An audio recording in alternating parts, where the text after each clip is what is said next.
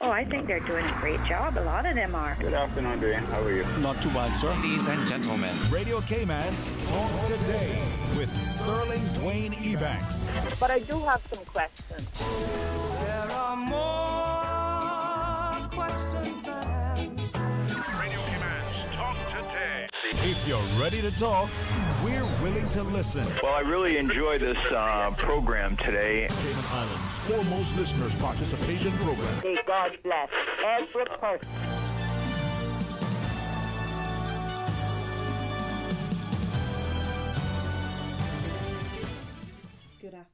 Good afternoon. Welcome to Talk Today. I'm Kathy Miller, and I'm joined again, or should I say, I'm joining Sterling Dwayne Ebanks. She joined again, all right. One of the two. He's never been away from the show, but he's back on the show as we are in election season, so he will be coming back on the Wednesdays to deal with the more election season talks. Is that what we call it? Huh? But he'll be guiding me along the way. Every once in a while, we'll see what happens there. But There we go. this afternoon, I'm asking callers to give us a call at 1-800-534-8255, 949-8037, 949-6990, or WhatsApp us at 925-3261. This afternoon on the show, we are discussing our talks on home ownership and affordable housing and the property market.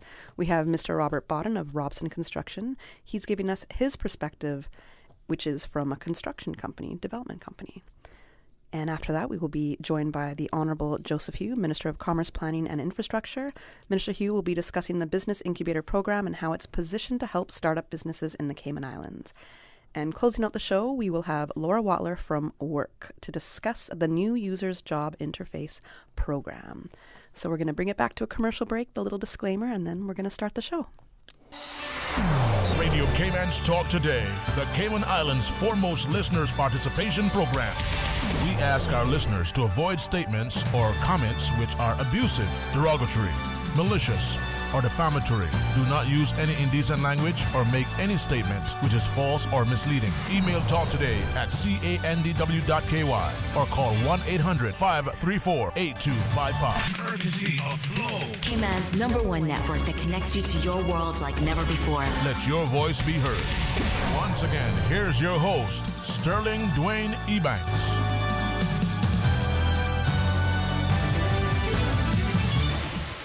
Good afternoon and welcome back to Talk Today. I'm Kathy Miller and I'm joined by, or I'm with Sterling Dwayne Ebanks, your OG host of Talk Today. Oh, gee. Yes.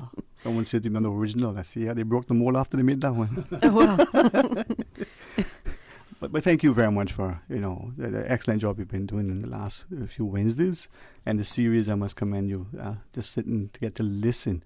It was a wonderful perspective, not just the guests, not just the topics and how, timely and insightful they've been, but get a perspective of what our listeners sort of experience from that end. So it's good sometimes to observe. thank you so much. And for me, it was inspired mostly by what I'm hearing, the different conversations I'm hearing from younger Caymanians out there in the community. So I realized, okay, they're not necessarily coming and talking to people or bringing their thoughts forward. So if I could have a platform where I'm helping them discuss some of the issues that are of concern to them, then I'm happy to do so. Yeah, man. So You have to facilitate. So it's all good, right? yes, and as I said in our intro there, we were continuing our discussions on affordable housing and the property market in Cayman. And Mr. Bodden, if you weren't aware, I did this when I first started this series. It was with some younger Caymanians, and we were discussing the plight of home ownership, the difficulties that they were facing, the barriers, the cost in the searching for a home, whether it's their first time or perhaps a second time. And then I also had a realtor who was also a young Caymanian.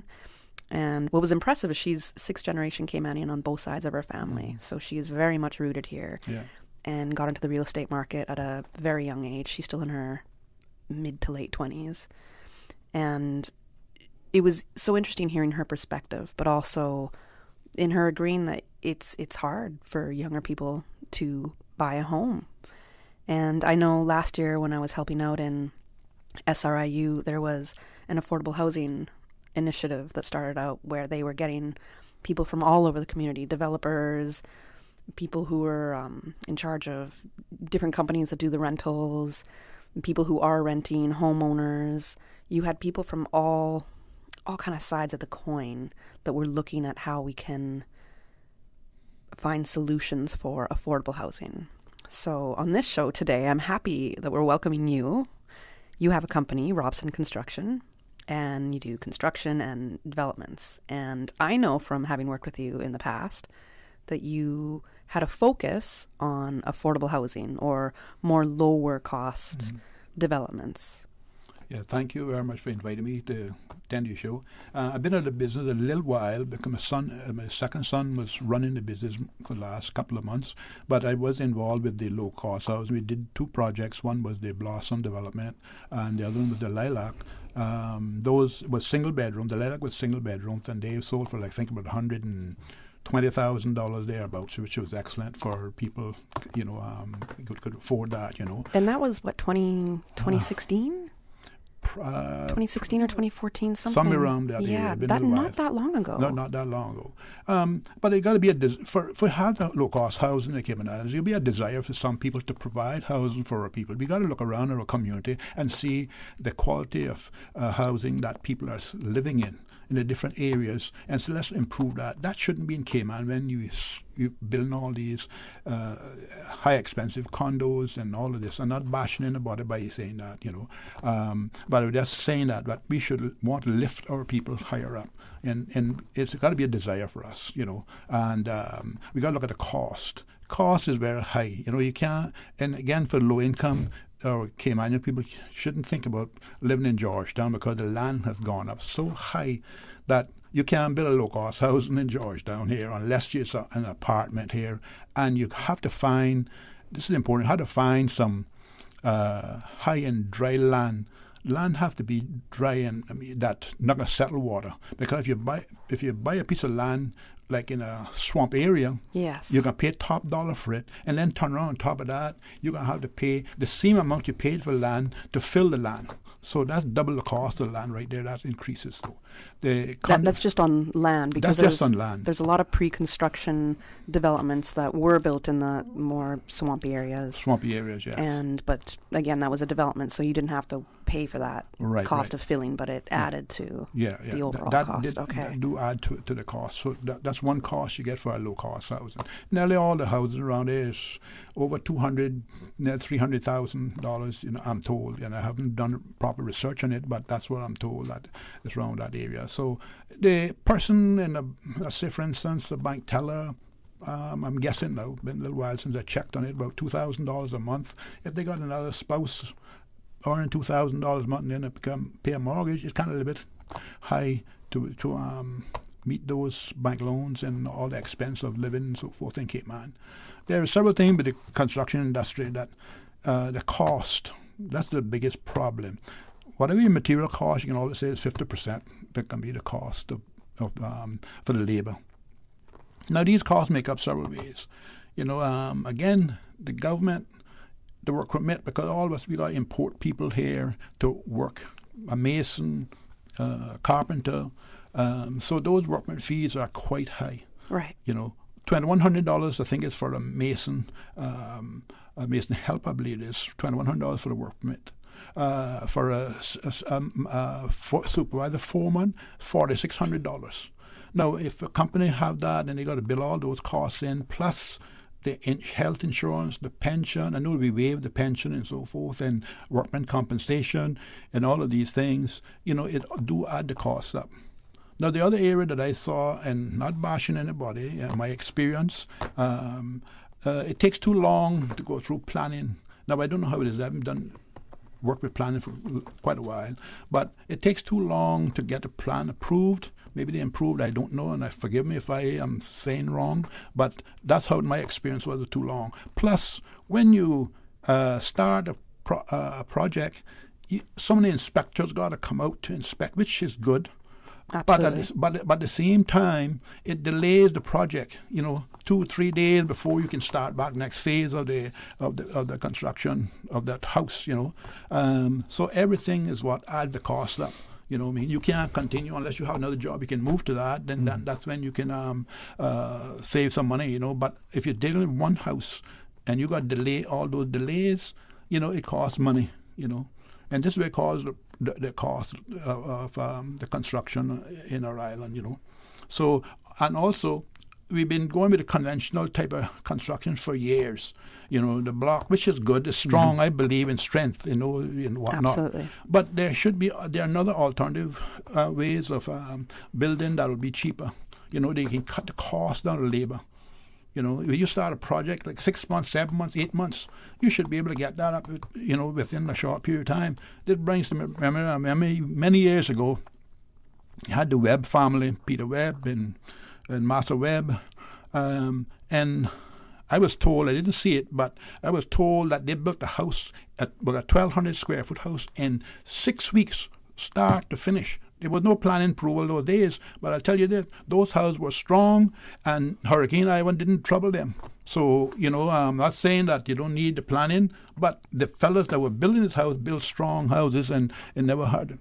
It never hurt the houses. My house, again, I built it strong and other people built it strong. And I've heard that a lot about homes that were built here generations ago, that they've just withstood hurricane after hurricane. Hurricane. It's amazing that, I guess, the craftsmanship that has gone into. Right. Those guys, they were shipbuilders, and they knew what it was to build something strong. Now, I take, for instance, after Hurricane Ivan, I went to my wife's mother's house up at South Church Street, and it was an old house, probably 70 years old, and I was amazed that it was still in good condition. The hurricane didn't move it. One amazement was there was a zinc roof on it, and I was amazed. I went inside the house and looked up through the manhole, looked to see what was happening, what happened, And what I noticed that those old guys back then, when they nailed the zinc through the 1x4 lathing, what they did, they clinched the nail so that the wind didn't move the zinc. Other houses lost zinc because those people, when you pound a nail through a 1x4 and that nail penetrate and go to the other side of the wood, come out, that don't hold nothing. But those old guys knew that, and they bent those nails or they wouldn't come out. So interesting. That's a interesting concepts. We have to take a commercial break right now. Not a problem. We had our first commercial break. I'm very happy that you have, you're very passionate about this. You have a lot to say, so it's going to be an interesting segment for sure. But right now, we'll take it to our first commercial break.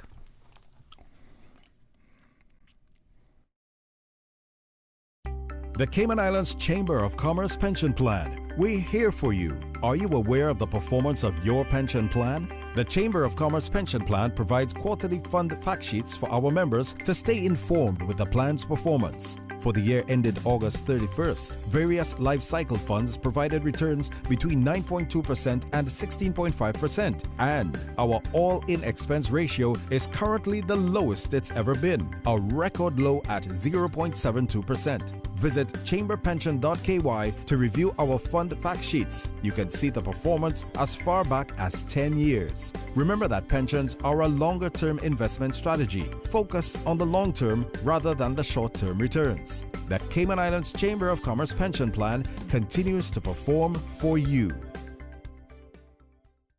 Now you can listen to Radio Cayman everywhere. Everywhere. Can you hear me now? Everywhere. Everywhere. Yes, right from your Android or iPhone. Download the Radio Cayman app now on your Android or iOS phone. The Radio Cayman app is where you can listen to Radio Cayman everywhere you go. Everywhere we go, we go. Everywhere we go, we go. Find it in the Google Store, the Apple Store, or use the link at www.radiocayman.gov.ky. Yes, now you can listen to Radio Cayman everywhere. Talk today. But I do have some questions. Talk today. Cayman Islands' foremost listeners participation program. Talk today. Because there are more questions than answers. What the public is saying. Waiting to take your calls right now. Sterling Dwayne Ebanks.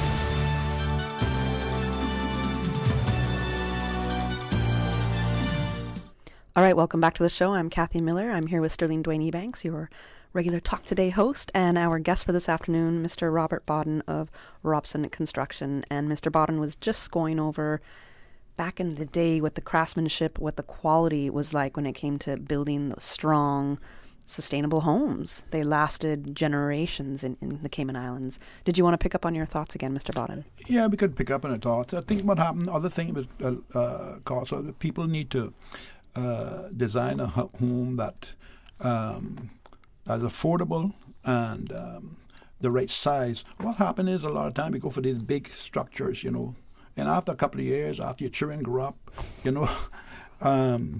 I have a 4-bedroom house, and all my children one's married and living his own. My son got his own house. The youngest one renting an apartment, and I got 4 bedrooms, and only me and my wife there. So it's about nearly 4,000 square foot. It's too big. The Cayman had smaller homes back then. They're probably about, some of them was probably 12 by 30 or 35, 36. Feet. They lived happy and had miniature inside there. Because I was just about to say, you could keep those bedrooms for the grandchildren now when hopefully they'll be coming along. But the grandchildren, they come over and sleep over and whatnot, so not a problem. When you mentioned we have to look at affordable homes and in building that, so let's go back maybe 20, 30 years ago for you, what was affordable then as opposed to what is considered affordable now, because it was huge differences from back then to now, right? So if we look at now, what would you consider to be, this is an affordable home, this is the range that we have to be looking at? And as a buyer, I can't expect to have, porcelain tiles and absolutely stainless steel everything and the top of the line appliances, right? So let's look at what is affordable. I believe we have a caller online, so let's take the caller first, and then let's go back to that question about what is considered an affordable home or option. Good afternoon, caller. Thanks for your call. Good afternoon. How are you today? I'm great, thank you. How are you? I'm fine. You said you got Sterling there with you today, or no? Are you filling in today for him? Yes, sir. Sterling is here. I'm right here, sir. How are you, Mr. V? How are you? Okay. Well, I got to call the general, because you get good reduction rate with the general. Anyhow, Mr. Robert, how are you doing, sir? I'm doing very well. Doing very well. I am glad that you're on it talking about that, because I'm remembering those days when we used to put on the zinc. I came under the apprenticeship of Elroy Arch and Jim Arch and Ray Arch and Paul Arch and Mr. Will Wallace. Mm-hmm. And in those days, trust me, they went behind your work to make sure that those nails were clinched. Yep. Yeah, because I remember Hurricane Ivan as well. After Hurricane Ivan, some roofs that I had done right here in Bordentown up to a few days ago, I saw the young man, the taxi driver now, he came to my house, he said, George, I thank you for that roof that you put on. He said, nothing never moved. He said, nothing never slipped out of the way, because I was kind of upset. He said, when you were putting the roof on and you were taking so much time clinching the nails, but I realized now what it was really about. And Mr. Robert, in those days, it wasn't no contract. It was very rare if we had pouring go. Because I remember when we were doing the Barclays, the first Barclays Bank there for Dr. Roy, we would, like Saturday, we'd have pouring go, like pour and a half a day, get a day for it and stuff like that. But those days, people would take their time and they would pride their work. Nowadays, they can come and they can put on a house top in one day, but it's not strong. You understand? Mm-hmm, yeah. But in those days, we worked by the hour. Mm-hmm.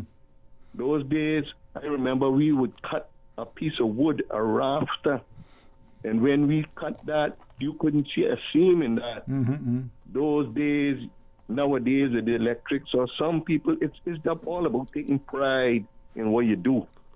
You understand? Yes. It's all about taking pride in what you do. They nail the nails down now and they leave them like that. When any type of wind get underneath that, it lifts it right up real easy. Although I see now they got some nails with the gridery. Yeah, ring shank nails. Pound them down. Yeah, but we used to use 6 penny nails or 8 penny nails, and we bent every one of them on that raft and that 2x4. And it pays off. But nowadays everything is too hurry. I was working one time, I remember, with Mr. David Arch, and I came up underneath the arches, and I'm so glad of that. They taught me everything in this world that I knew, and their work is all over Georgetown, all over this island. Oh, yeah, definitely. As you know that yourself. And we had a guy from Jamaica used to work with me, and he was laying blocks, and he just pushed the steel down inside. I'll never forget it. He just pushed the steel down inside the cement block and filled it up with cement. The next day, David just went and put his hand on it and pushed it right down. You know, he had to drill a hole into the floor, into the cement, you know, and make that steel hole down in the ground, you know. Yeah. But he didn't do it. He just pushed the steel down to the end of the block hole, which the block was just sitting on the floor itself, and David King pushed the whole wall down. Yeah. And George, I do thank you for you know, calling, give us the update on, you know, what you were saying, your experiences. But we were trying to talk about the low-cost housing, affordable housing. So, you know, if you want to... If you have a question in regards to that, or you want to add something, please do ask. Well, I got my doubts about some low-class houses, low-cost houses as well. It depends on who it is that's building it. It depends on the contractor that's building it, because you can get a low-cost home done very well. I'm hearing some reports now from some people that telling me that certain low-cost homes here, right in my area, that they're developing, that they're not strong. You know? All right. Thanks for that. Maybe if I could then ask, is it then at times when we're looking at this whole issue of costs and affordable, for some of us, low cost means to be low value, or can you have quality construction? You can have quality construction, because first I think with low cost you have to look at the salary ranges you're going to go at. Like I just mentioned about two persons, probably like I just say a bank teller. I don't know what the salary is. Let's say they earn $2,000, maybe that or maybe less. I don't know. But if they're earning $4,000, and then you're going to amortize that over, let's say, 15, 20 years, they got to pay for that. So you need to build that house, and the size got to be the right size that they can afford for that, you know. Because you don't want to give them a big bank loan that they can't afford, and then a couple of months down the road, you know, anything difficult to happen, that the bank foreclosed, because I heard a lot of foreclosures now. Maybe they, you know, the bank loan them money that they couldn't afford. Right. And that's not good. So, you know, the young person or anybody looking for an affordable house got to look at a size that they can, and the costs for that size that they can afford. The affordable not mean that because they, you know, that they can afford, the person can afford. Right. You know? I agree with that. And you know? And Sterling, as you had brought up when you said, is it when we say affordable and low cost, does that mean it doesn't really have much value to it? Unfortunately, that's a very real perception, and we often the cheaper something is, we people in general, and this is science, tends to say that it holds no value. It doesn't cost anything, it holds no value, and I'm not going to respect it as much. Whereas something that's more expensive, and for no reason, or how it's branded or positioned that it's more valuable, you're going to apparently, you know, hold that dear to you and really try harder to attain that. But that's different. That's more, I would say, in material things. Right. And so the question I posed to you before that caller had called in was, what makes a home affordable in this day and age for people? What do you think we have to look at that could be considered this is more affordable as opposed to a high-end home? Yeah, well, I sort of touched on it. The right size that they can afford, you know, with the spouse and one or two children can live in a house that can get 2 bedrooms. That's the right size. They don't have to have a 12,000 square foot or 10,000 square foot house. That's a wife, and also it got to be built. And again, real estate appreciates, but the person that buys the low-cost house got to keep the area. I remember that, got to keep the area good because it has resale value. It would appreciate. I'm told that the couple of apartments that we built up there, had what we sold them for, what selling for now at the period because the tenants that bought those kept them in good condition, you know. So this is very important that wherever you build a house, you know, you build it and the people in that community got to keep the area good that they can resell it, you know, down the road and build something bigger later on. Another thing is you realize that, you know, don't worship the house. Yes, you know. What do you mean by that? Don't worship the figure they can get rid of it or sell it. You know, if it comes a time that you want to improve yourself, you can sell it, but keep it in good condition. You can sell it and get more money, and because it'll be appreciated, you can build something bigger or buy something bigger and better later on down the road. You know, this is my view on that I've seen around here. Again, a lot of times, a lot of people, you know, the first thing, and I'm not criticizing, everybody likes that, but a lot of times with the low-income people, you know, they want to have a car and all this kind of things, you know, and don't get a house. When I started out, I always said I wanted a coupe before I got the bird. You know, and when I went out to National Bulk Carriers, the first thing my first trip out was 14 months, and before I came home, I had bought a lot of land. Now, what I paid for it at the time was £400, I believe, but you can't get it for that price, but you can still save for it, you know. And that's what we need to do is, you know, and the old people always say, don't hang your basket higher than you can reach it, you know. And again, that comes back to the affordable houses. You're not hanging the basket so high you can't really reach it, then you get in trouble with it. I like this saying. I'm going to be using this from now on. I feel like you're itching to say something, Dwayne. I'm living and learning, man. No, but as Mr. Borden was referencing to your question earlier, sort of what drives the cost, what was an affordable. I rather use affordable versus low cost because connotation, right? What was affordable? Remember when it was 125 was the target for the first time, then it became 150, and that was whatever it is, right? But we got to look at land, labor, materials, the competing demand from everybody, you know, for this available land and homes. Right. They reduce supposedly because of the particular situation we find globally, supply of materials. So all these competing factors driving up costs. You said demand, right? Yeah. And as our population is projected to grow by quite a bit in the next few years, the pandemic hit and that put a little bit of a dent in everything, but we're getting used to that. Things will be going away. We don't know when, but it's going to, you know, we got to keep it moving. Right. And we got to get the economy going again, and growth will happen in the Cayman Islands again. But it was also projected, 2020 sales in real estate never went down. They stayed at a great level and increased for quite a lot of realtors.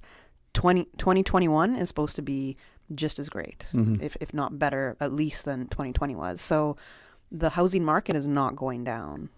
So it's preparing for those kind of things. I think we have a next commercial break that we have to go to. Fox, do we have a break or no? Yeah. All right.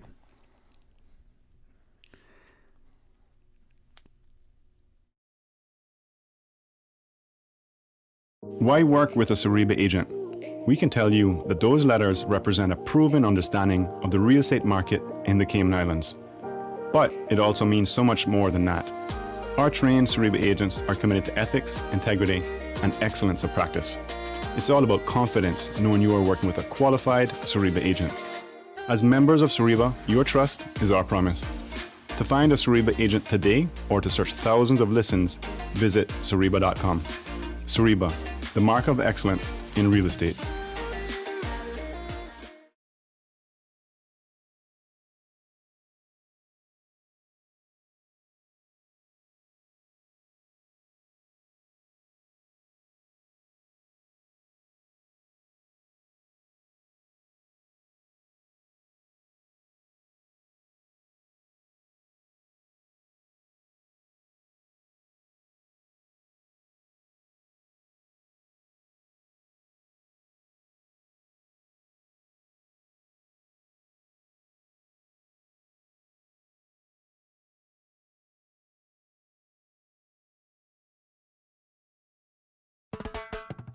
I'm Sabrina Turner, inviting the prospect community to a public meeting to discuss localized and national issues on Thursday, February 25th, 7 p.m. at Macross Parking Lot on Marina Drive. For more information, call 926-8080. I look forward to seeing you on Thursday. February 25th, 7 p.m. at Macross Parking Lot on Marina Drive.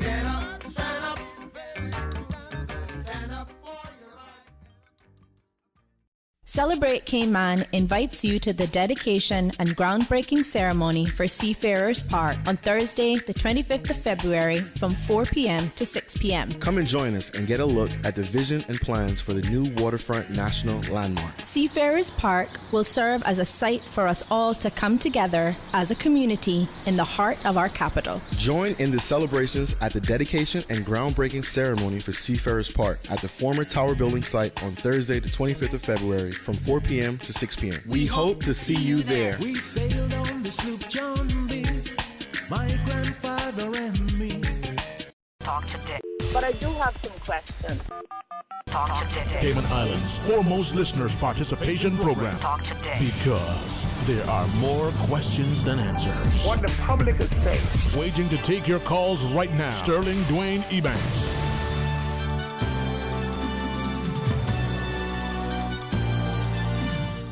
Welcome back to Talk Today. I'm Kathy Miller with Sterling Dwayne Ebanks, and our guest this afternoon is Mr. Robert Bodden of Robson Construction. We were just discussing building affordable homes because Mr. Bodden has a construction company and he's also a developer. And we were touching on some of the things that could be considered to be an affordable home right now. We're not calling them low-cost homes, but what's affordable for people that are of middle income or even a lower income. What should they be considering to be affordable for them? Now, from the perspective of a developer, Mr. Bodden, what are some of the things when it comes to in terms of costs and labor? What are some of the things that are, frustrating for you, or that don't make things as easy for you to get the job done? Well, I sort of basically touched on it early on, but one of the things is the labor and planning do play a part in it also, because you have to wait to get inspections and all of this kind of thing, so that holds up. You mentioned that's frustrating. The other thing with the cost of labor too is that I think sometimes workers out there, because we're dependent on foreign labor, they can set the prices and so forth. They're really not based on it. They pick figures out of the air and then they build that, but what they can get from a person. They really don't calculate out how much an hour is a reasonable fee based on, I haven't looked at the Contractors Association labor rates in quite a while, so I really don't know what they are. But wait, to be clear, you're saying the workers can determine what their wage should be? Yeah, some of the trades and so forth, they'll want this and want that. They do it more like a subcontract. I'll do this, and then you hold the barrel, you can do it. One or the other way, you can cut that down is use a one-man builder. You just get a couple of guys that you get at the right labor rate. Yeah, you want to make money and you can gouge people, but I have an altruistic nature that I want to help people. That's why I started with the low-cost housing. As I look around, I saw the people with the poor living conditions and so forth, and I wanted to do something in that area that would help, that they have a pleasure in having something, so that's why I didn't get into the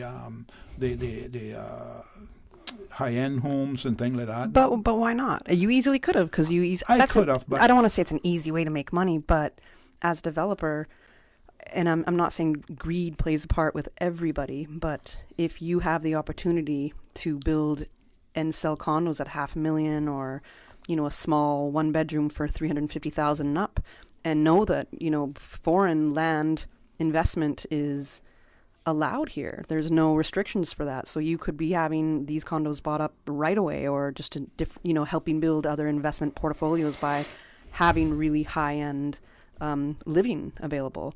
Why haven't you taken that route? You mean one thing, like I say this now, you're a Cayman, I'm a Caymanian, and my I'm people... not.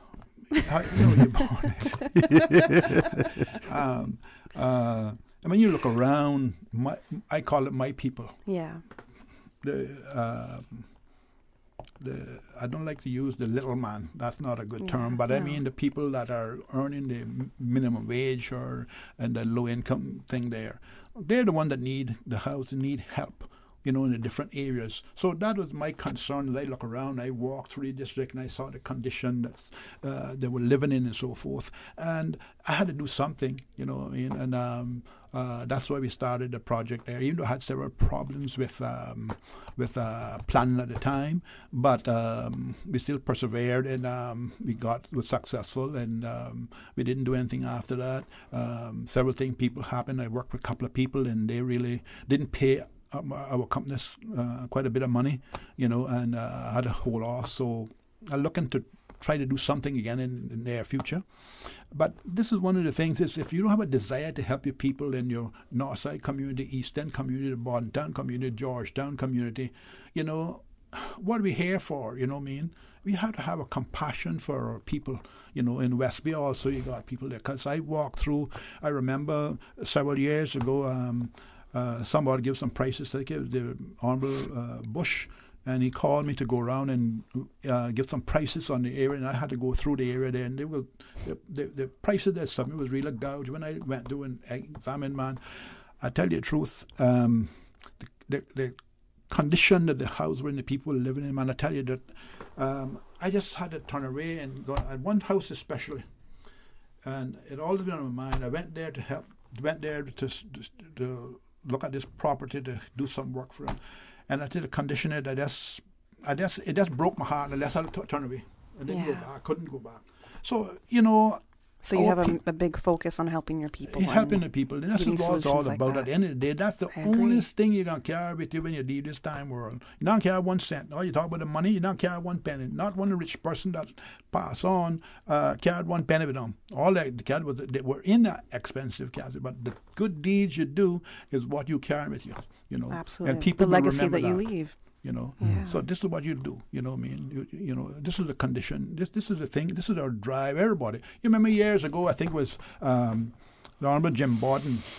And he had made a policy that every person that had a developer, they would have to build low-cost housing to sell at a low cost for the poor people in Cayman Islands. That other government came by and shut that program down. And how did that program work?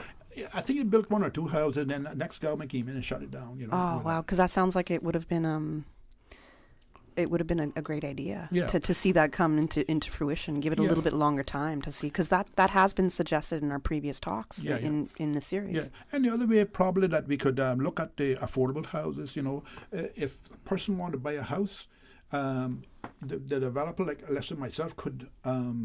Do the whole structure, but certain things that they could do themselves, we could go there. Like they could do the painting, and different other things that they could do, that would cut the cost down for the expense. Let's say, for instance, let's pick a number, $150,000 for a house. But if you can say, okay, you want to do the painting yourself, or you want to do this or like that, you could work with that person if they want to buy the house. So it'll cut the cost down from me hiring a painter, which is expensive, you know what I mean, and do different work with a partnership with the home buyer and ourselves, you know what I mean. That will help, I think, quite a bit, Well, interesting ideas, definitely. Mm-hmm. And that's kind of what we did in the past, as you referenced, right? We build together, we help each other, we pay for what we have to pay for. But times have changed. I mean, people's time plus the availability of people to help. Mm-hmm. Perhaps, but not the idea of wanting to build for future generations. And that's, I think, something that's been lost, because is the country, when it comes to some developers, are they building for future generations, or are we building for people that don't really live in Cayman? Is it people... And don't invest in Cayman besides just buying a place and never spend any time here, never contribute to the economy in any other way or community. And all of that too, when we build for the foreign investors, which is good, it helps our economy, but this sets a price standard here, and then that causes everything else to go up. That's why demand is where it's at, and that's why the prices keep rising, because if you know that. If I come along and say, okay, $300,000 is the max for a 2-bedroom place, that's not even necessarily possible for me to do right now for a 2-bedroom place, because most 1-bedrooms are just under that. So if I say that's what I want, and there's a lot of people on my range, and I would say I'm not low, I'm not a low earning person. I have like the mid-range salary. So, but that's what I can afford. Mhm. So then you have people that are, okay, we got to put the price up because the demand is so high amongst that. But then you have your foreign investment coming in, they're just sweeping that up right away. Mhm. And it just makes it's a tug of war that makes it quite difficult. Yeah, and it's all about profit too. I mean, not bashing the real estate agent because they're there to make money, and they buy a property and then they turn around and jack the price up, because you said. So that's another thing that happens, Over the years, I've heard stories of foreigners come buy land and bought the land, $100,000. Okay, put it right back up for sale for $200,000 or $400,000, and then come along. If you want to buy, you got to pay for that, and somebody else will come again and buy it. And they're allowed to do that. There's no restrictions to it, so we can't, we can't be angry at somebody being able to do we're that. not angry. Real estate has become a commodity here, so that's one of the reasons why it is you buy it, I can sell it, because again, in real estate, value is what I'm willing to sell it for and what you're willing to buy it. Because if I got this piece of land, it's sentimental value to me, I'm not going to sell this unless I get $1 million. If you want to buy it, well, you have it for $1 million, and that all jacks the price up, whatnot, So again, another area that I thought of that help is that, I talked about the outer districts to build them. The land would be cheaper there. The government, I think, should buy a large tract of land and develop it for affordable houses. And maybe some way can lease that land instead of having to pay the $20,000 for it. The house, they can buy the money, they pay a small fee for the lease of land, would help, I think. They do. There is a plan, Cayman.ky website that I was on earlier in the week, and it's an amazing website. And I think it was October 2019 or so that this website came into play, and then we all know that COVID hit us in March of 2020. And as well as the affordable housing solutions. I think you might have been part of those talks within government. I can't remember. I thought I saw you. But again, that was last year, February-ish.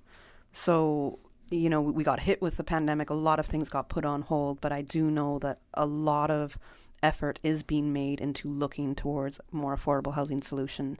And that plancayman.ky website is a great reference if you want to go and look at the use of land in Cayman, the future plans for development.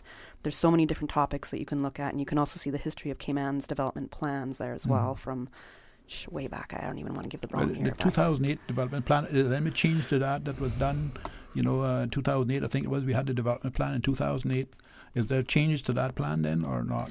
I don't think it's finalized as yet that I could see. In the past, at the end of 2020, there's supposed to be more changes coming, but there's always things that are going to kind of throw it off before everything can be finalized. And now we're in the election year, and I think one of the hardest things to do is whenever there's a change of government, the things that you really plan to make happen don't always get to happen because a new government may come in and change the course of things. So unfortunately, we're out of time. We have to go to our 1 p.m. headlines. Not a problem. Thank you so much for joining us this afternoon. And for all our listeners joining us next, we have the Honourable Joseph Hew, Minister of Commerce, Planning and Infrastructure. He will be joining us next.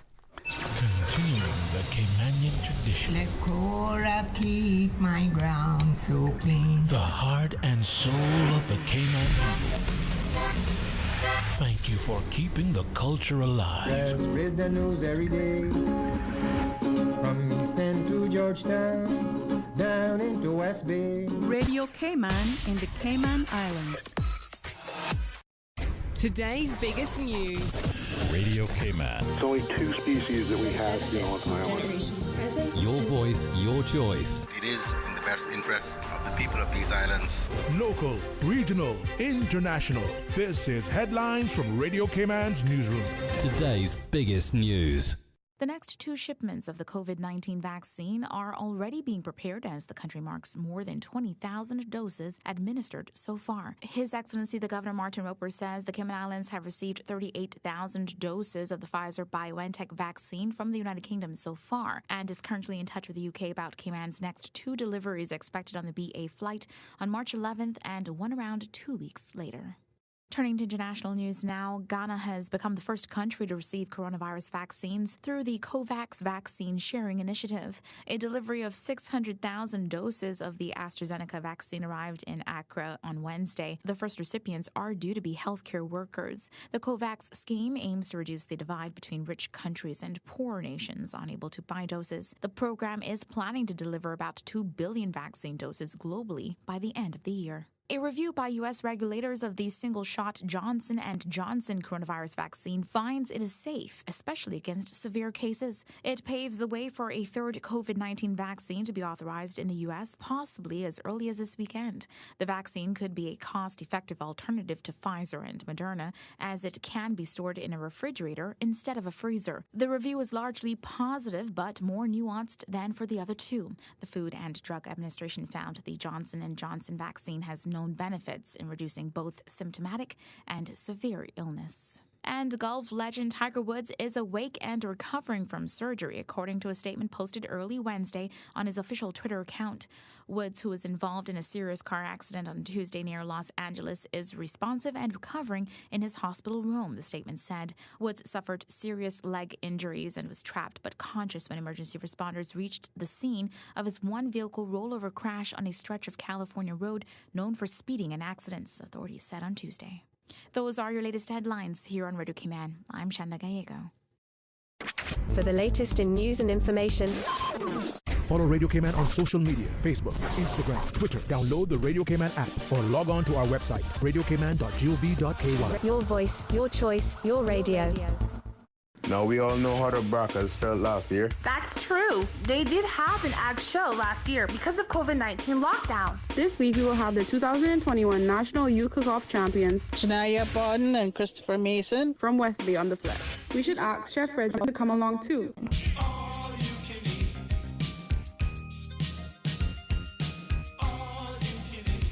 The word of the week is embroiled, E-M-B-R-O-I-L-E-D. It is a verb that means to cause someone to become involved in an argument or in a difficult situation. A program for all people by young people. YouFlex, more YouFlex, more YouFlex, more YouFlex. A program for all people by young people. Join us this Wednesday from 4 to 5 p.m. right here on Radio Cayman. 89.9 FM, and you can also join us on YouTube Live. YouFlex, more YouFlex, more YouFlex, more YouFlex. Listen to the general public. Your thoughts are just a telephone call away. 1-800-534-8255. What the public is saying. Let your voice be heard. And now, Radio Cayman's Talk Today.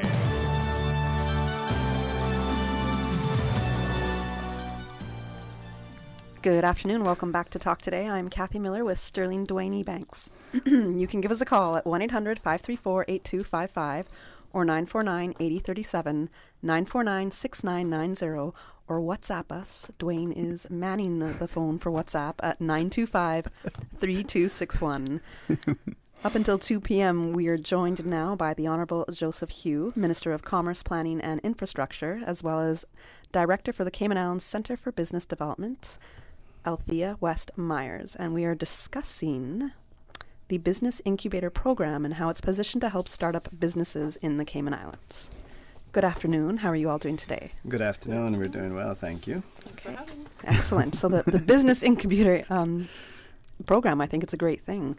So according to the cpiministry.gov.ky website, from what I could read, the incubator will house startups and business owners who do not currently have a workspace from which to operate in. It is expected that this will benefit up to 20 micro and small business owners and entrepreneurs at any one time. If you could give us, for people who might not know, what is a business incubator? Well, I can, if you don't mind, I'll actually give a little bit of context on how we got to this point. Absolutely. You know, we have had the discussions over the years about, you know, diversifying our economy and also training and educating our people to find employment outside of the typical financial services and hospitality tourism, where we kind of, you know, told our kids at school that these are the things you have to do. You know, this is your opportunities. You're either going to be a banker, a lawyer, or an accountant, or you go and work in hospitality. It has become very clear over the years, but certainly during my initial campaign in 2013, as I canvassed the constituencies, there were a lot of young people I found at home during the days, and they all had various, and speaking to them, talents and as well as aspirations, but a lot of those opportunities were not readily available, or training for those opportunities or support from financial institutions or anywhere else were not readily available here. And then later on, actually, when I attended a few of receptions for our students overseas, I met a lot of individuals who were getting ready to graduate from university, but were going to remain over there because the industries that they had an interest in, there was no real employment for them here, or no opportunities.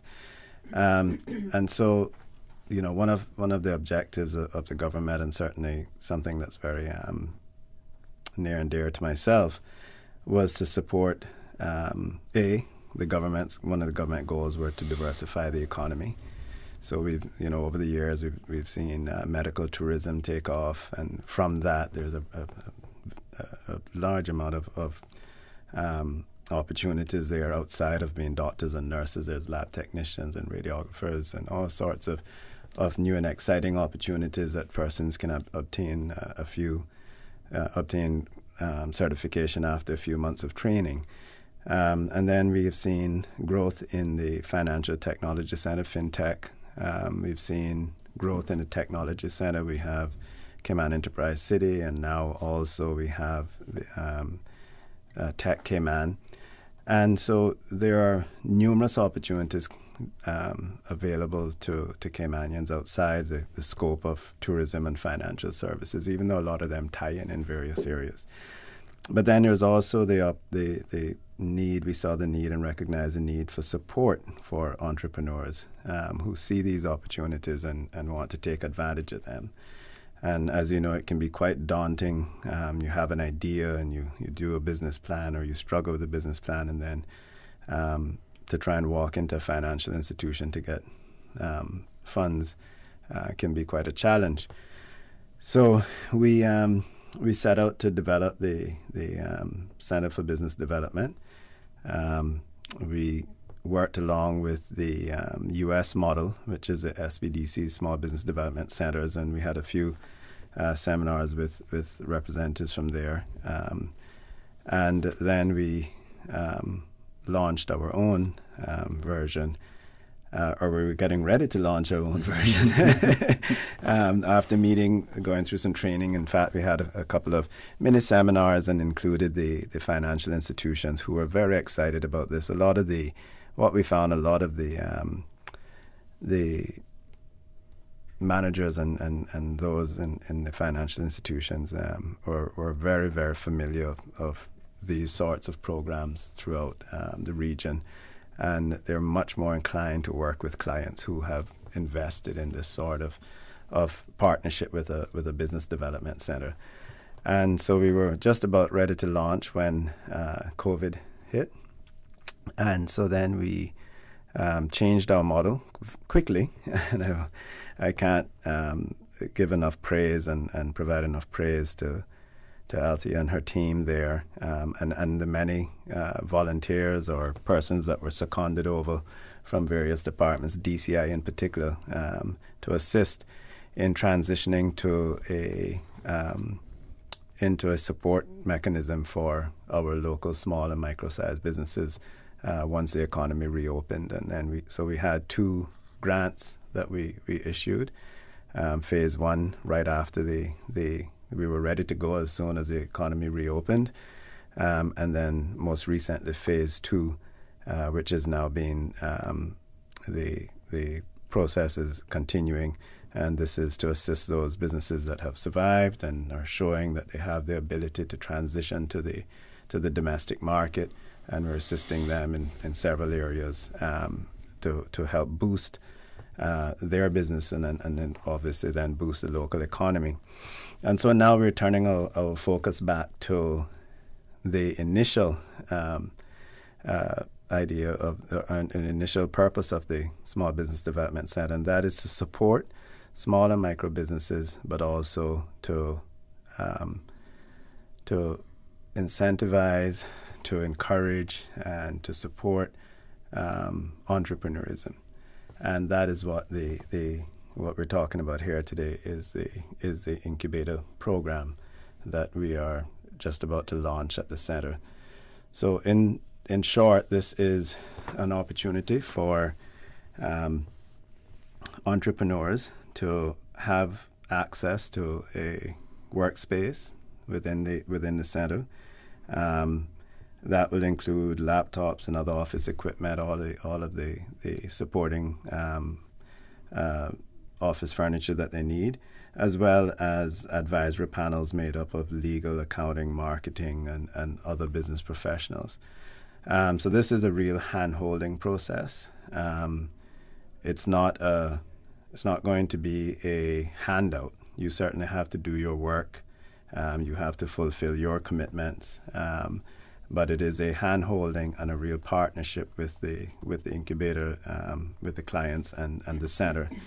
And the idea is that we can support these individuals in various fields in developing their ideas, developing their businesses to the point where we are confident and are willing to then provide the support for them to go to financial institutions to seek funding to take them to the next level. And we're not just talking about local or entrepreneurs participating in the local economy, but the goal here is to allow those who wish to offer products and services globally or regionally. That is the end game, is to see persons having that opportunity. If you have a product you feel would be or would be sought after, or you would have success with in the UK, for instance, that's the kind of assistance we can give by trying to get them in touch with the UK Trade Office and see what would you need to do over there to get a license, or how can we put you in touch with distributors in the UK that you would be able to supply your products. So all of these things will be a part of what the center offers in the incubator program. I think that's a great start and great timing as well, because I think a lot of us can agree that during the pandemic, or what we experienced in Cayman, a lot of people had more time on their hands and decided to use that time to build on their business ideas, to start a small business. And it was either a time to relax a little bit more, or you're way more stressed out at home with family and kids and doing everything online. And then there was that group of people that just said, hey, I'm gonna do something different with this time and try to build a business. I know a few people who did that, so I think having a business incubator program in Cayman is another incentive for them to keep rolling, keep going, because that's the help that's needed out there. I think we have to go to our first commercial break. We got a really good context there, background to what the business incubator program is for the Cayman Islands. So let's go to our next commercial break, and when we return, we will continue our discussion with Minister Joseph Hew and Althea West Myers. That thing we've been saying for 64 years, ignore it. Eat the KFC wings, drink the KFC gravy, fill up on fries. Just please forget the thing we normally suggest. You know, that thing you used to do with your tongue after finishing a delicious piece of our KFC chicken. We get it. It's not easy. There's a reason why it's been our slogan for over half a century. But the world's drastically changed of late, and as soon as we can embrace the change, the sooner we can all get back to doing what we do best. KFC. It's good. Hi, I'm remodeling our bathroom. I have a few questions. Sure. What are some ideas to make my bathroom feel larger? How do I know if I'm picking the right vanity? How do I choose a new toilet or a new countertop? Also, the lighting is terrible. Can I put a window or a skylight? And do I really need an exhaust fan? You've come to the right place. At Brand Source, we custom design kitchen and baths, and our talented design team can help answer your questions. Whether you're looking for a modern, functional family bathroom or a luxurious personal retreat, we'll help create that beautiful space that makes your home yours. And if you're in a rush for a new look and have a limited budget, our ready-to-install bathroom vanities, built with solid wood and countertops of the finest materials, are a quick and easy remodeling solution. For the very best in custom-designed kitchens and baths, visit Brand Source Home Gallery on Dorsey Drive, Industrial Park, Cayman's Kitchen and Bath Center. Your Radio Cayman 6 p.m. news, Monday through Friday, is brought to you by Logic. Your life connected. Talk today. But I do have some questions. Talk today. Cayman Islands' foremost listeners participation program. Talk today. Because there are more questions than answers. What the public is saying. Waiting to take your calls right now. Sterling Dwayne Ebanks.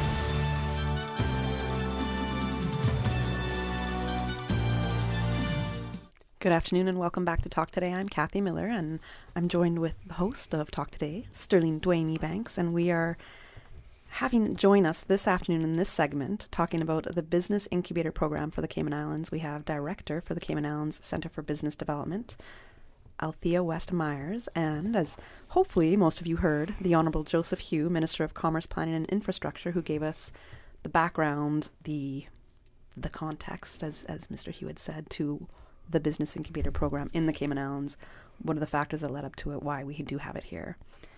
So one of my questions now, Mr. Hew, you had mentioned that this isn't a hand-holding process at all, right? It is a hand-holding process. Oh, sorry, it is a hand, but you have to do some work. But it's not a handout. Yes, because you do have to do your work. So I guess in colloquialism, this is a help-up, not a handout. Yes, yeah, exactly. What are the requirements to join the Business Incubator Program? Is there an application form people have to go through or a certain process that they have to... Yes, so there is a program eligibility. Persons have to fit certain criteria. There is the evaluations element, and then there's a selection process. So there are certain criteria by which we, first of all, evaluate and then select. As it relates to the kinds of businesses that we're looking for those, obviously, that will tend to be more globally competitive. So the Minister spoke earlier about fintech, for example. There's edutech as well, agritech. But that is not to say that we are not open to all types of businesses. But obviously, we're looking for those that are likely to become more competitive. So in the areas of software development, media and communication, industrial design, creative industries, agro-processing, manufacturing. And we're not talking big manufacturing here. We're talking like things like cosmetics, furniture manufacturing, just light manufacturing. Support services like in the form of information technology, marketing, HR services, and any kind of environmental innovations are what we're looking for. It doesn't mean, as I said earlier, that you wouldn't qualify if you didn't fall into any of these categories, but it means that we're tending to look towards these because traditionally, well, not traditionally, as it relates to what's trending in the entrepreneurial space, these are the kinds of businesses that have tended to be more competitive. As it relates to our selection criteria, the business must have a growing customer base. So even if you are new, if you can indicate to us that you have traction, you have early adopters, you have persons who you've made some sales, for example, we would want to have you. And does that mean that we're excluding startups? It doesn't mean that. It means that what we would want to ensure is that you have been engaging the space for at least 6 months. So even if you have not made a lot of sales, what have you, we would want to see that you already have some traction in the space. That there's at least growing interest in your company. Absolutely. So you might be brand new and might not have the customers as yet, but there's an interest of some sort coming in. Right. It goes back again to what I kind of mentioned about the person being committed to this. And we want, that is a good sign that, hey, this person has been dedicated to this. They're committed and they're going to put in the work and the time that it'll take to succeed. Right. For startups as well, we want to ensure that the offering is innovative Most of us know who work in the entrepreneurial space that the more innovative a business is, the more likely it is to really make money. And that's what we are about if we are into business, in creating value in order to make profit, right? So the more innovative, we're looking for innovative offerings. We want persons with high entrepreneurial aptitude. We tend to discount that, we want a person's... We tend to make the distinction. We have to make the distinction between an entrepreneur and a business owner. We're doing that tomorrow in a workshop, by the way. We're having a workshop. Wow. I was going to say, please make that difference now. What would you say that difference in a summary of it? The difference is really a business owner really just wants to have to maintain his current lifestyle. An entrepreneur is looking to innovate. He's looking to make profit. He's looking to change something, an existing pattern in the world, to create impact and influence. That's what an entrepreneur does. And a business owner really just wants to maintain his lifestyle, just to be able to live from day to day and take care of his current expenses. And we're trying to make that initial shift. That's what our workshop is about tomorrow. So we're looking for the incubator, persons who have that entrepreneurial mindset and aptitude. And we have a way of testing that. So. I was going to ask, so how can you differentiate between the two? But okay, you have a way of testing that. So we had mentioned a max of, not a max, that there's probably about 20 or so micro or small businesses that can be accommodated in the program. Mm-hmm. Do you have any interest as yet from people? Oh yes, since we've had applications, we have had a number of applications coming in. Since the process has opened, it opened up less than a week ago, and we've had a number of interests, a number of actual completed applications that have come in back to us. So yes, we have keen interest in the program. And we also have had interest from persons who want to work with us as special advisors and mentors. So on both levels, yes, we are off to a good start. Now, I know there's different levels of incubator programs. So you can have one that's completely for-profit, non-profit. Originally, from what I understood from my background reading, is that this started in educational institutions back in the day. Mm-hmm. So for us, it's started by government. So in the sense, it's am I assuming correctly if I say non-profit, but then you're partnering with private companies? It is altogether non-profit. Usually when we use special advisors or mentors, they are giving back to a country, to a program, trying to invest in younger persons, in new entrepreneurs. So it is at no cost to us as hosts, and so we will not charge the persons who are in the program. The entire program is free. Right. So it is a non-profit program. Right. As you indicated earlier, that many incubators begin in educational institutions. In many universities have an incubator, and some of them will charge what we call a seed funding, seed fee, meaning once they get you funding, you pay 5%, 10%, that kind of thing. But that's not what our program is about. Ours is going to be an incubator, more like a hybrid between an incubator and accelerator, where we will use the program, which is an accelerated growth program, in the incubator model. Right. But we'll speak more of that as we go along. Yes. So and the way that government measures this is, similar to the SBDCs in the U.S., which started within an educational facility, but I was amazed to see some of the companies that started out in the SBDCs. I think FedEx was one of the ones that remained as a client for many, many years, and is now a huge supporter of the SBDC in the U.S. But the return on investment for the government is the key to that is that we will track, or the center will track, the growth of these businesses, and we'll see as they grow their investment into the economy, how many people they've employed, whether they're doing exports or imports. We can track all of that through the program, and then government will have the opportunity to look at it and say, well, we've invested this amount of money in the program, and here's what the country got in return. We've seen, 2,000 people hired. We've seen, $500,000 in import duties come from it. We've seen, this sort of trickle-down effect in the economy. And so that's how we measure the ROI on it. But it is a free service that we are doing to, as you said, to not only to support and promote, but to accelerate our clients. So we just received, as Ms. Althea, you were sharing earlier, just for clarity, we just received a comment off here asking if it's possible, for the criteria and those who are eligible to apply.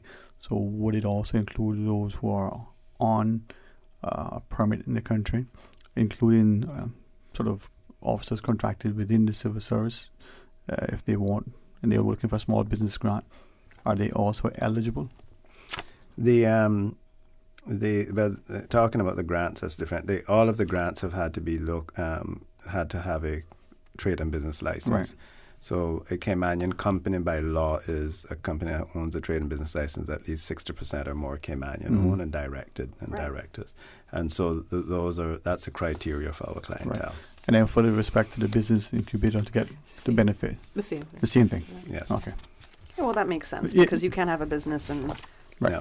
Not have a Caymanian partner if you're not Caymanian, right? And we wouldn't be putting our efforts into supporting someone who has a business overseas or something. It is about supporting local Caymanian businesses and in return boosting the local economy. Okay. Now, Ms. Althea, you were mentioning most of the businesses that you're looking for that would more so suit this program. Mm-hmm. Is there types of businesses that maybe wouldn't, the business incubator would not be for them? Those that are primarily into trading, retail trade, would not necessarily be a good fit. Traditionally, that's what we've seen. We're looking for businesses that tend to introduce innovation regularly. And as it relates to trade, businesses that are primarily into buying and selling, they are lower down on the innovation scale. So they would not necessarily fit into the profile that we're looking for. Okay, well, that makes sense to me. So, and just, going back to talking about, what we've seen and in our economy after or post-COVID, and globally, it's just a stark reminder. We've seen so many innovative new businesses locally pop up because the COVID shelter-in-place period changed our behaviors. And we thought that there was a couple of things. I realized very quickly that a lot of people were starting to talk about, I can change my own oil, I can do my own pool. And everybody started to order stuff overseas from Amazon and everywhere else.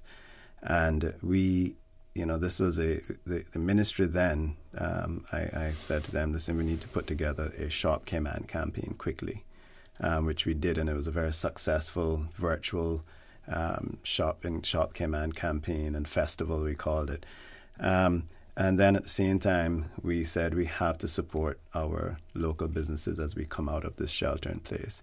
We have to give them the opportunity to hit the ground running and to compete with overseas, and also those who were predominantly tourism focused, but had the ability to make the transition into the local economy. And we saw a lot of creativity happening at that time. And then we've seen now since that, we're all participating in many little businesses that opened up that now accommodates the type of behavior that we learned during COVID.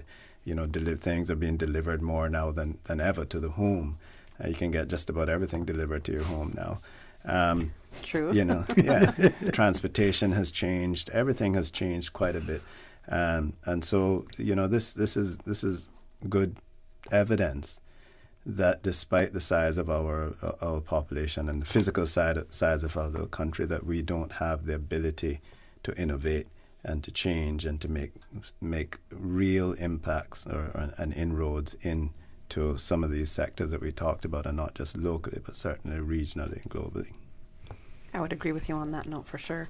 I think we have to go to our next commercial break, as it's 1:30 right now, and we're going to take a break, but then we will join Minister Hugh and Director for the Cayman Islands Centre for Business Development, Althea West-Myers, as we continue discussing the Business Incubator Program.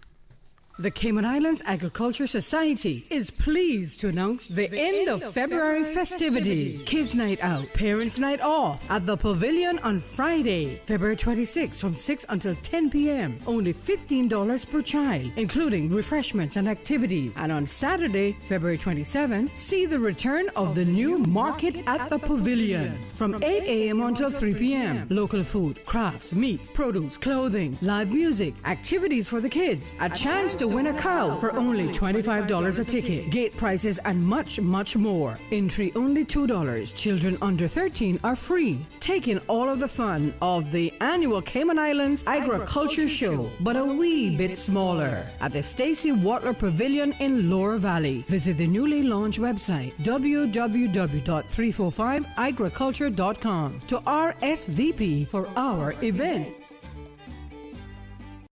Water Authority Cayman wishes to advise its valued customers and the motoring public of planned works to upgrade the water supply infrastructure along Anthony Drive between the Smith Road and Andy Drive intersections. Works will begin on Monday, 8th February, and the project will last 6 to 8 weeks. Through the course of the work, customers in the area may experience service outages. The authority makes every effort to give advance notice related to outages. Customers can also visit our website www.waterauthority.ky for updates or tune into Radio Cayman for outage notices. Motorists are advised to avoid driving in the area between 6:30 a.m. to 2:30 p.m. weekdays during the works. If motorists must use the road, they are encouraged to drive with caution and follow all traffic signs to ensure their and the authority's staff's safety. The Water Authority appreciates the patience and understanding of its customers and the public as it undertakes these works and apologizes for any inconvenience this may cause. This is an important public service announcement. In accordance with the standards in public life law, all candidates seeking election for public office must submit a declaration of interests before filing nomination papers on Monday, 1st March 2021. The standards in public life Schedule 1 declaration form can be found on the Commission's website, www.standardsinpubliclifecommission.ky. Again, all electoral candidates must submit their declaration of interest before nomination day. To facilitate a smooth and expedient verification process, the Commission is requesting submission by 10 a.m. Friday, 26 February 2021. For more information, visit www.standardsinpubliclifecommission.ky or call the Commission office at 244-3685. This message is brought to you by the Commission for Standards in Public Life and the Elections Office. Talk today. But I do have some questions. Talk today. Cayman Islands' foremost listeners' participation program. Talk today. Because there are more questions than answers. What the public is saying. Waiting to take your calls right now. Sterling Dwayne Ebanks.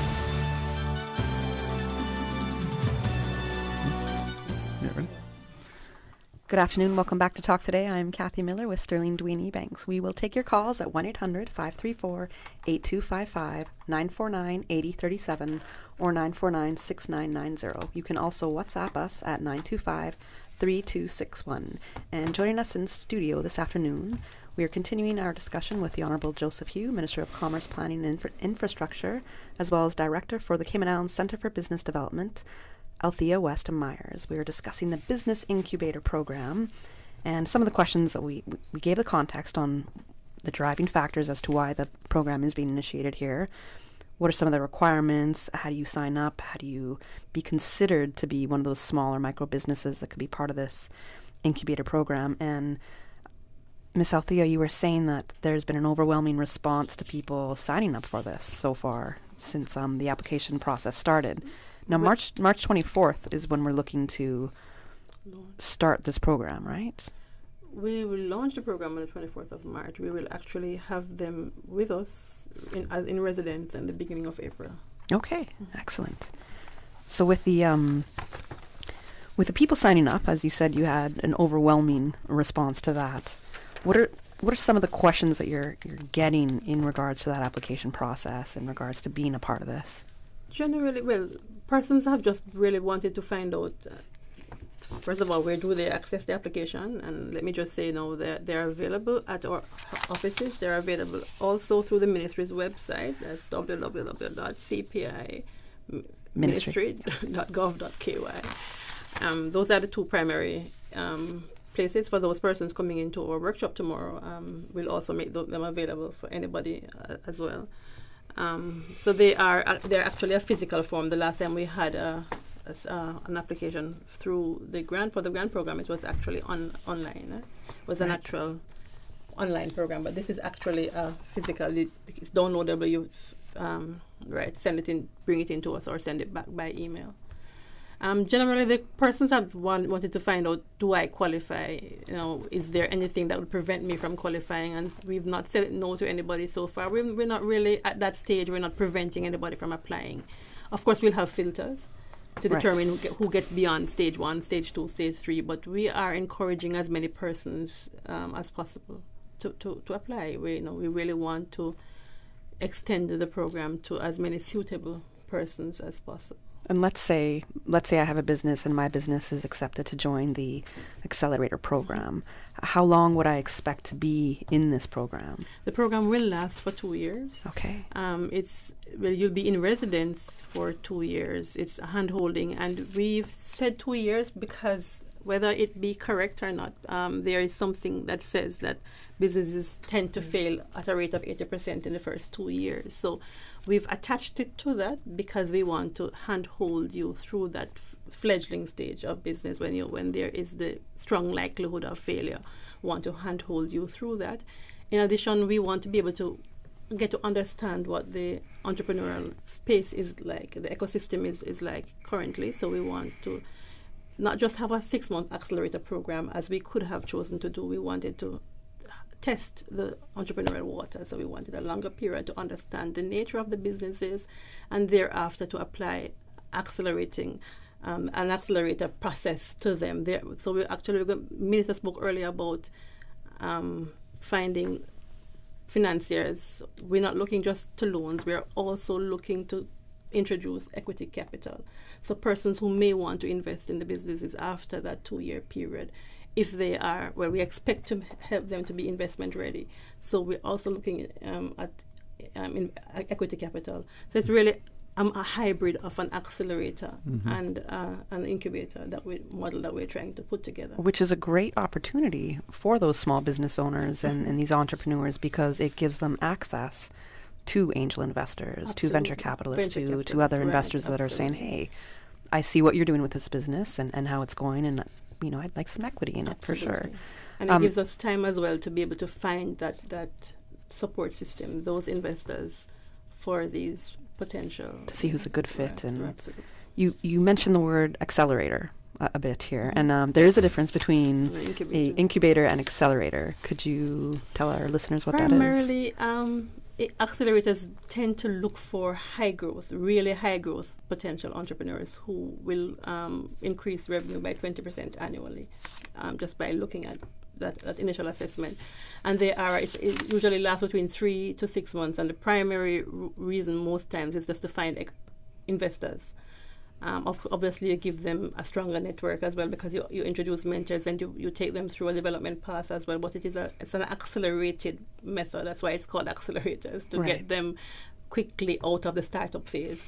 An incubator is really a longer-term hand-holding program where you take persons gently through the growth process. It's not fast. It helps them to see where it is that they have gaps, and you meet those needs along the way. You take them through a curriculum as well, an education program, which is separate and apart from the mentors and the special advisors. You help them to develop a corporate governance portfolio as well, so that they can know how to handle the business, how to introduce board members, that kind of thing. So it's really a long. By the time they are done, they have a corporate structure almost. From the little bit of reading that I did, I also understood that accelerators, if you're in a business accelerator program, that generally one of the standards is right away somebody's looking for equity in your business right away. But that's not what we're doing here. No. So we want to make sure people know that. We won't introduce that until about month 14, before we start introducing that kind of accelerator model into the incubator. That's why we're using the hybrid. Okay. You just mentioned some of the That was just that, when we met with the lending institutions, they were very clear about that it would give them that much more confidence to work with a client, small business, micro business that's a part of this program, and so they know that they have gone through the necessary steps to get them to the point where they're now ready to receive equity, and they have a business plan that's been well thought out. They can present a very well put together proposal to the bank, utilizing all of the technical support provided, and also that this was not something that was just done for them. They worked through this program, as she said. It could be 14, 15 months down the road. They've been working with the center, and they're now ready to go to the bank to say, here we are, and the center supports them to say, we feel that this is a viable business. They have proven themselves. They are committed to it. All of these things, and we feel confident, and in fact, this was a message given to us by the commercial lending institutions that's the type of small business, or they would feel that much more better and inclined to support applications under these circumstances. Well, it makes sense to me. It's helping to build a sound business, and people understand what they're doing. And as you said, Ms. Althea, that 80% of businesses fail in those first 2 years. So being able to help people get through those hurdles, to understand what it really takes, is such an important process. You had mentioned an education program that's part of this. Can you give us a little bit more insight into that? It is a program of development that we will take the businesses through. So you will understand how to price a product. You'll understand how to assess your business, first of all. You'll understand how to ensure that you're even if you don't know how to, you know why you need to know what's happening in your business. You know your financial, what numbers to know, not just the financial numbers, but your operational numbers. We're looking at teaching you strategy, because as I always say, small businesses have three gaps. They lack strategy, they lack systems, and they lack structure. So that's what we're seeking. Our educational models are always seeking to fill those three gaps: strategy, structure, and systems. And we're teaching them how to introduce systems so that the business can run without you. Your business really it's not a business except it can do without you. You should be able to be away from it for 2 weeks, and it runs without you. So those kinds of systems that will allow it to happen, we will teach them. Our modules will ensure that they understand that kind of thing, how to introduce structure, how to introduce strategy. What should my marketing strategies be? Does it mean that I always should use social media, for example? Is that necessarily for me, depending on my target market? Right. All of these things we will take them through. And for me, one of the biggest mistakes that small business or entrepreneurs make is not being honest with themselves, or being honest about their businesses. So they'll go, it says that my bills look like it's going to be about $15,000 a month, but I can probably get it to 12, and no, I won't pay myself. I don't need to be paid, and all these sorts of things. And then at the end of the month, they budgeted for $12,000 in expenses, and it's 15. And then the bank is calling them for their mortgage, so they now need to pay themselves. So, these are the types of support that and the sort of mistakes that we want to help our small business or our entrepreneurs avoid, and get that technical support and have them recognize these gaps and that they have to be, in this instance, honest with themselves. They have to be realistic, and then you see where it can all come together. And that's when you start at that point. That is when you Althea talks about, you get to the point where your business can run without you, and your numbers are matching at the end of the month, or at the end of the quarter, or at the end of the year, because you have planned properly, and you've been completely honest and completely honest with yourself in what you believe you can achieve and what your challenges will be. I think we hear that often from people. I can't leave my business. I can't go on vacation. Nobody can run it. Who's They're proud of it. They're proud of it. They say it proudly. Yeah. I can't leave my business, as if it is some kind of trophy or some kind of recommendation. It isn't really. So we talk about the thing that we used to always talk about, or I always talk about within, with my wife in particular when we're talking about our businesses, is that you also have to be able to work on your business and not in your business. If you're working in your business, it's very difficult for you to work on your business. That's our workshop tomorrow.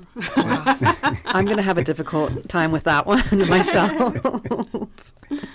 So yeah, that's a hard one because it's, that's your baby in a sense. Especially if it's the first time doing a business in a small business, you want to be so hands on and you want to be running it and understanding. Well, I would think that you would want to be understanding it and, so depending, I guess, what it is you're doing exactly. Yeah. So it goes back again to what Althea said about, the difference between a business owner and an entrepreneur. So if you're working in that business and you want to be the one doing everything, then you are simply going to be able to do as much as you possibly can, and it becomes a point where you have maxed out. And now you're just continuing to do that over and over and over again, month after month, year after year after year. So, so again, have a strategy in place. Who is, to if grow. you're there working in the business every day and you're every part of that business, who is the person that's looking down at the business going, okay, here's how we can do this, and here's where we need to go with this, and how do we get there? It's a great point. So it's working on your business and not in your business. I might have to sign up for the incubator program myself. That's exactly tomorrow, Minister. Yes. I think we have to go to a final commercial break in this segment, and then we'll be wrapping up the final points to learn a little bit more about the Business Incubator program. Red Sky at Night. Terrific live music, actors, dancers, poets, and children's activities. Over 100 artists and artisans selling art, crafts, jewelry, and accessories, and delicious local food. Red Sky at Night at the Harkwill Cultural Center, Saturday, February 27th. 2 sessions, 2 until 6 p.m. and 7 until 11 p.m. Don't miss out. Tickets on sale now for both sessions at eventpro.ky, a CNCF production. How can you take your business from good to great and thrive in the new normal? By finding the smartest, most powerful IT solutions to optimize your business operations. And now, Digicel Business Hub is making it simple for you. High-speed Wi-Fi, mobile and office phones, IT security, Microsoft Office with Teams, and much more. Everything your business needs to level up in the new normal. Get world-class IT for your business with Digicel Business Hub. Sign up today. Call us on 623-3444 or visit our website, digicelbusiness.com. King Sports Center takes pride in being more than just an ordinary gymnasium. For 14 years, their multi-purpose facility has been providing the community with a variety of sporting, recreational, and relaxation activities. King Sports Center has a bowling alley, lounge bar, multi-purpose rooms, powerhouse gym, rock climbing wall, bungee jumping, a 10,000 square foot rink, and so much more. For more information on the variety of services, call their friendly staff today at 946-5464 or email kings@candw.ky or visit www.kingsportscenter.com. King Sports Center, your one-stop shop for fitness, recreation, and relaxation. Now you can listen to Radio Cayman everywhere. Everywhere. Can you hear me now? Everywhere. Everywhere. Yes, right from your Android or iPhone. Download the Radio Cayman app now on your Android or iOS phone. The Radio Cayman app is where you can listen to Radio Cayman everywhere you go. Everywhere we go, we go. Everywhere we go, we go. Find it in the Google Store, the Apple Store, or use the link at www.radiocayman.gov.ky. Yes, now you can listen to Radio Cayman everywhere. Talk today. But I do have some questions. Talk today. Cayman Islands' foremost listeners participation program. Talk today. Because there are more questions than answers. What the public is saying. Waiting to take your calls right now. Sterling Dwayne Ebanks.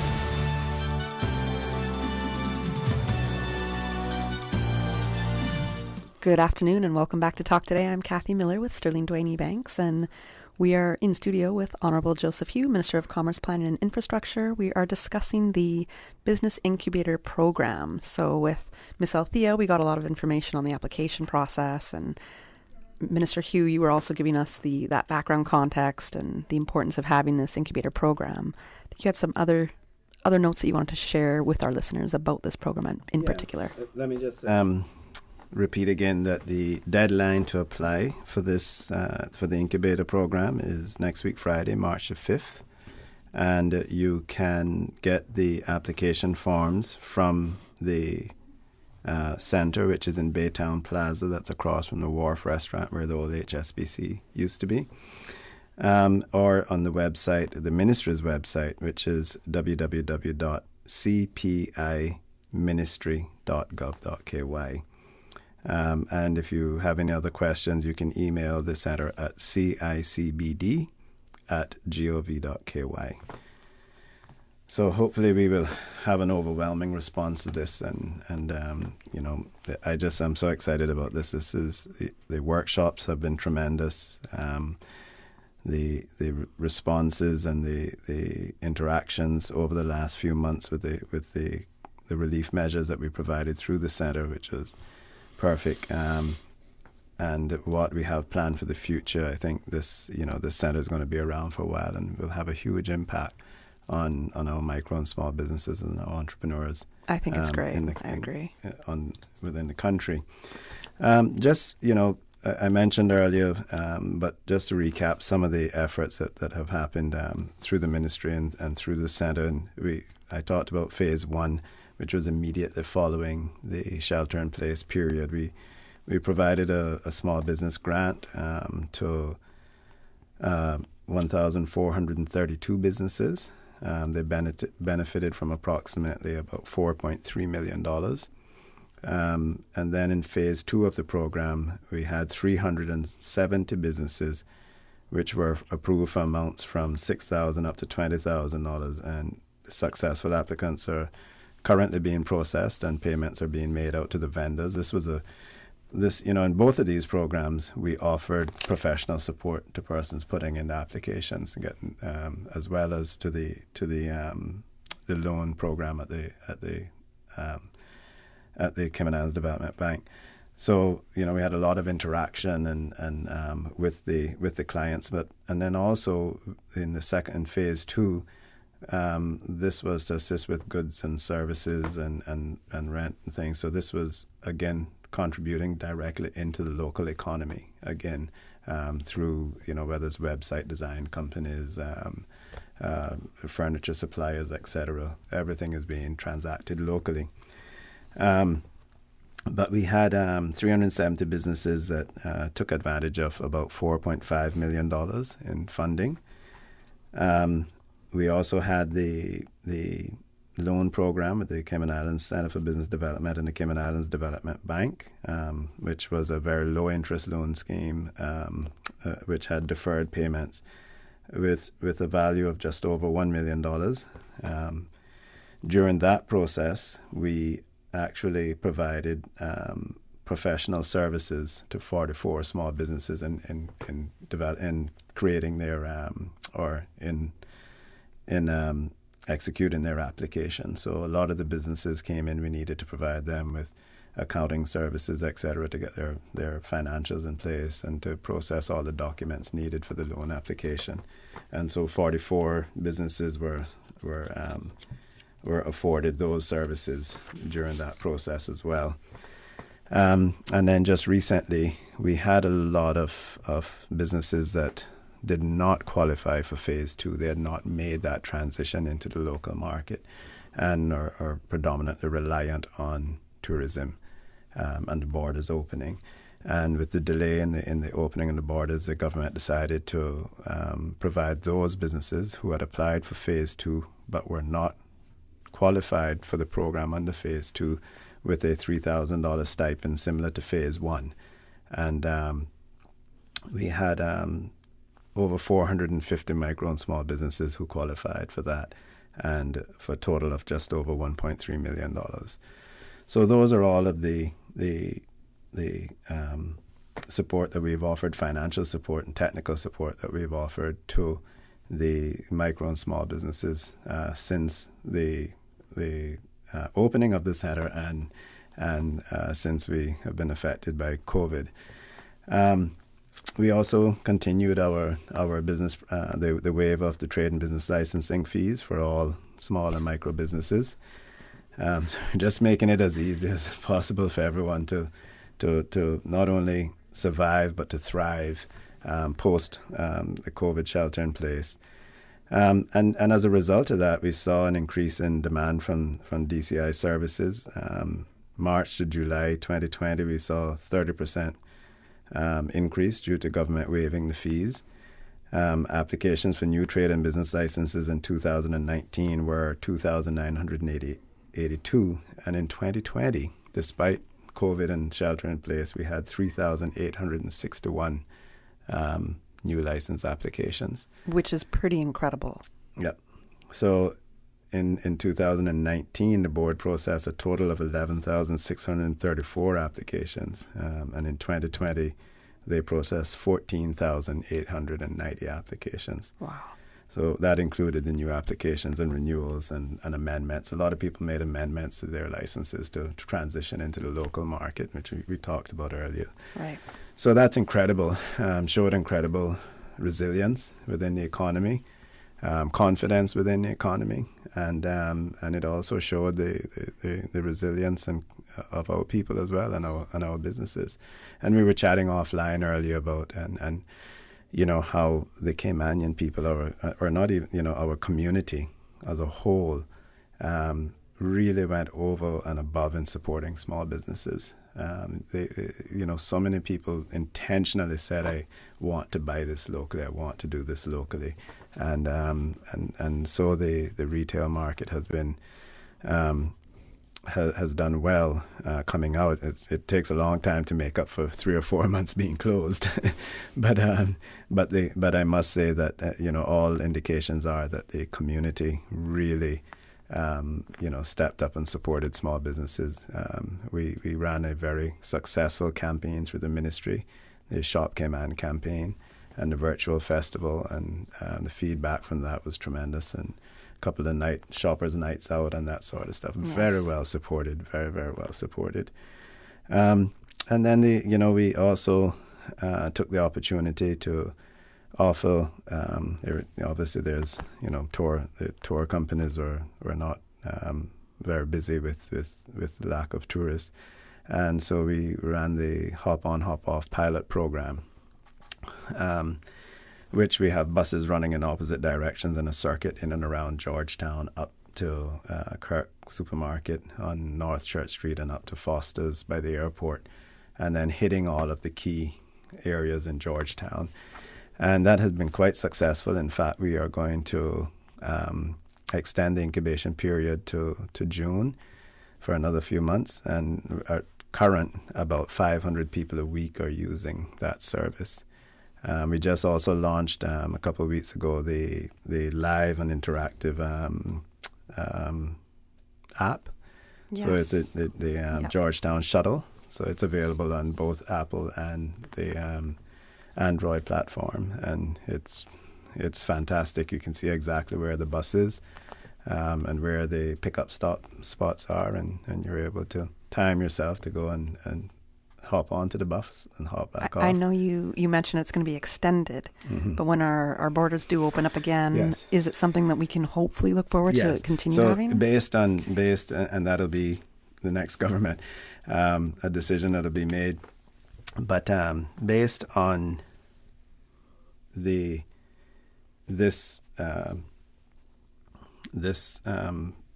trial period, and based on that responses, we are putting together an RFP or an RFI, perhaps, at the request for information at this moment, because we would like to continue the program, but have it and continue it as sponsored as part of our national energy policy team out of the ministry, and we would like to see electric buses operating the hop on, hop off. But yes, that is the overall plan.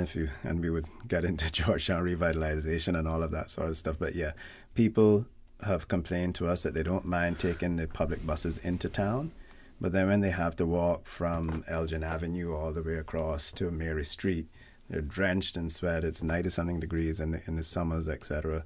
And so they end up driving. So if 500 people a week, if 50% of those have cars here in town, that's 250 cars less driving around town. Yes. And so I think it's growing in popularity. We're going to start doing some more marketing on it, and I think it'll be around.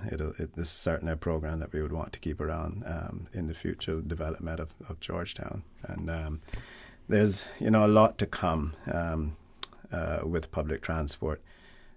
So you should see some in the coming weeks and months. You'll see more RFPs and RFIs going out on public transport in total. But as Minister for Roads as well, I can say that we are not going to be able to build ourselves out of our traffic situation. We're going to have to provide alternatives.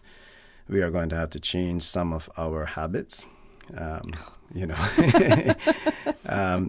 So instead of jumping out here and getting in your car and driving into town or to Kirk's or to Foster's to get lunch, or to one of the many restaurants around town, you can go across the street and jump on the bus and take a free ride over and come back. But we need to get, we have to address it in a holistic manner. We are working on trying to make as many roads as possible built in the complete street methodology or the shared street methodology, because again, we can't just keep building roads for cars and building roads for cars. And roads are meant to move people from one point to the next. It doesn't mean it has to be in a car. Goods and people and goods from one point to the next. It doesn't mean it has to be in a car. We just have to build bigger roads because people drive cars. But whether you're walking, whether you're on a bicycle or a little scooter, the roads are for everyone to move up and down. And so we are continuing on the National Roads Authority to work towards, wherever possible, either doing a complete street methodology or the shared street, so that it's safe and it encourages persons to use other forms of transportation. I've used it and I enjoyed it. So I agree with you. Walking in the heat, especially during lunchtime, is a lot to deal with. Parking can be an issue to deal with. And so it's been super handy in that sense. Yeah. And with the app, as you mentioned, Georgetown Shuttle, I believe, was the name of the app. Yeah. It's easy. It makes it easy for you. Most of us have a smartphone, so we can easily access this. So it's a great idea. Yeah, no, I think, and like I said, it's growing in popularity, and I think one of these days you'll probably have the Georgetown Revitalization team in, but it plays an integral part in the overall plans of the revitalization of the city. Excellent. Mm-hmm. Thank you so much for joining us this afternoon. You're most welcome. It was a great Thank update you for having me. It was our pleasure as well. It was a great update on everything that is going on in your ministry, and to learn about the Business Incubator program. As a reminder to people that they have up until next Friday, March 5th, to apply, and you can go to the cpiministry.gov.ky website, or you can pick up your own application form at the Cayman Islands Center for Business Development as well. And good luck to all the businesses that hopefully will be making it through the incubator program. Wow. We're going to go to a little after 2 p.m. headlines, and then we'll be welcoming work to discuss the New Users Job Interface program.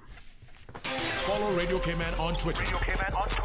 All the latest information, breaking news, community events, and more. Follow us at twitter.com/Radio Cayman. Today's biggest news. Radio Cayman. It's only 2 species that we have in North Island. Generations present. Your voice, your choice. It is in the best interest of the people of these islands. Local, regional, international. This is Headlines from Radio Cayman's newsroom. Today's biggest news. With your latest headlines, I'm Shanda Gallego from Radio Cayman's newsroom. Government reported the results of 505 COVID-19 tests on Tuesday. All were negative. So far, 20,468 vaccines have been administered locally, with 7,758 people having completed the 2-dose course. Turning to international news now, a German court has convicted a former Syrian regime officer for crimes against humanity in a first-ever trial of people linked to the government in Damascus. Former intelligence officer Aid al-Gharib, 44, was sentenced to 4.5 years in prison by a court in the German city for aiding crimes against humanity. Gharib was convicted of accompanying the transportation of 30 detained demonstrators. Despite knowing about the systematic torture in the prison the detainees were being sent to, according to the prosecutors. The protesters were allegedly beaten on the way to prison. And customs authorities in Germany and Belgium have seized a record of more than 23 tons of cocaine that was destined for the Netherlands. German officials discovered 16 tons of the drug in 5 shipping containers that had arrived in the port of Hamburg from Paraguay earlier this month. Police in the Netherlands were notified, and a further 7.2 tons of cocaine was seized at the Belgian port of Antwerp. Officials in Germany said the cocaine had a value of billions of euros. Those are your latest headlines here on Radio Cayman. I'm Shanna Gallego. For the latest in news and information, follow Radio Cayman on social media, Facebook, Instagram, Twitter. Download the Radio Cayman app or log on to our website, radiocayman.gov.ky. Your voice, your choice, your radio. Listen to the general public. Your thoughts are just a telephone call away. 1-800-534-8255. What the public is saying. Let your voice be heard. And now, Radio Cayman's Talk Today.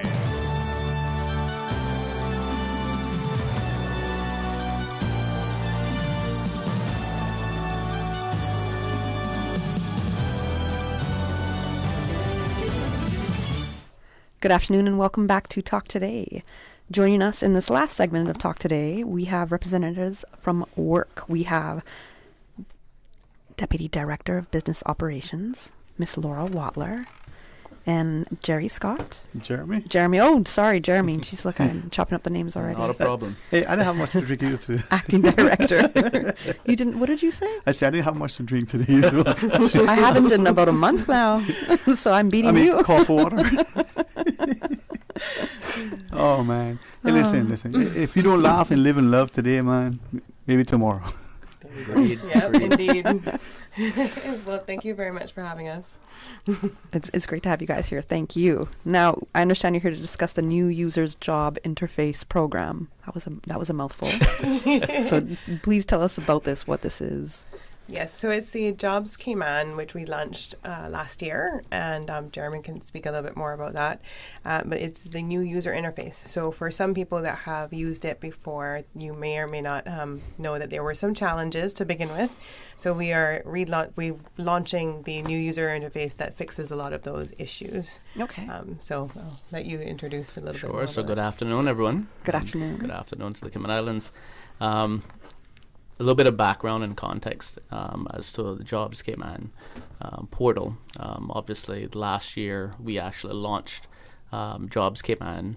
We did a soft launch in December of 2019, where we started to accumulate the registration of job seekers as well as invited employers to actually test and register those jobs. The ultimate is to match job seekers with the employers and the opportunities for jobs in itself, and have one central portal as a depository. In May of 2020, we actually had it legislated for making it mandatory that jobs were to be registered on the portal as the primary. And it had to come either simultaneously at the same time as any other advertisements, but it had to be the primary source and location where the advertisements were. And the purpose of that was to give a benefit for our Caymanian job seekers to be able to have one central place, a guarantee that they could actually be searching for and be matched and referred to any jobs that were actually available out there in the public. So with that, there's a minimum for 14 days to be advertised on the portal. And there's no way to it's mandatory basically for that advertisement for that 14 days, and it's directly related to 1-year applications for whether it's a grant over 1 year or a renewal, but it's not applicable to temporary work permits. Okay, so based from what I could remember back in the day when my job would be in the newspaper and I'd have to look to apply, or, I'm looking for other jobs, whatever it might be. Mm-hmm. So that was also a minimum where you had to have 2 consecutive weeks of a job opportunity if you're recruiting, if you're an employer, right? Mm-hmm. So now on the portal, it's the same thing. You have to have that job opportunity available for 2 weeks minimum, right? Correct. Mm-hmm. Is it going to be... Now, it's on the portal, which is great, so that makes it mandatory. You can find the job there no matter what. It can't be like you might have seen it in one newspaper publication or the other, perhaps, right? Correct. But the other issue with the newspapers, where it used to be mandatory as well, I don't know if that still goes, but a lot of them aren't in necessarily print. And so people getting access to it, and then if it's online, especially if you're looking for a job, the internet might be a luxury for you. So that's another thing too. Hopefully you can get online, because you'd have to for Jobs Cayman, but you can also go into, I guess, your building, right? Yes. And Yes. you can find where the jobs are listed as well. So that's pretty handy, I would say. That's, at least, as you said, a central place where the jobs will definitely be advertised. Did you feel any backlash at all from employers on it, or were people pretty agreeable?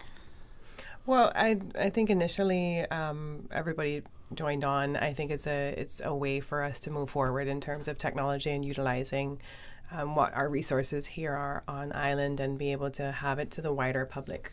You can access this on a computer, on a mobile, on a tablet, and also come into our offices to be able to be assisted in registering if you're an employer, or even if you're a job seeker as well.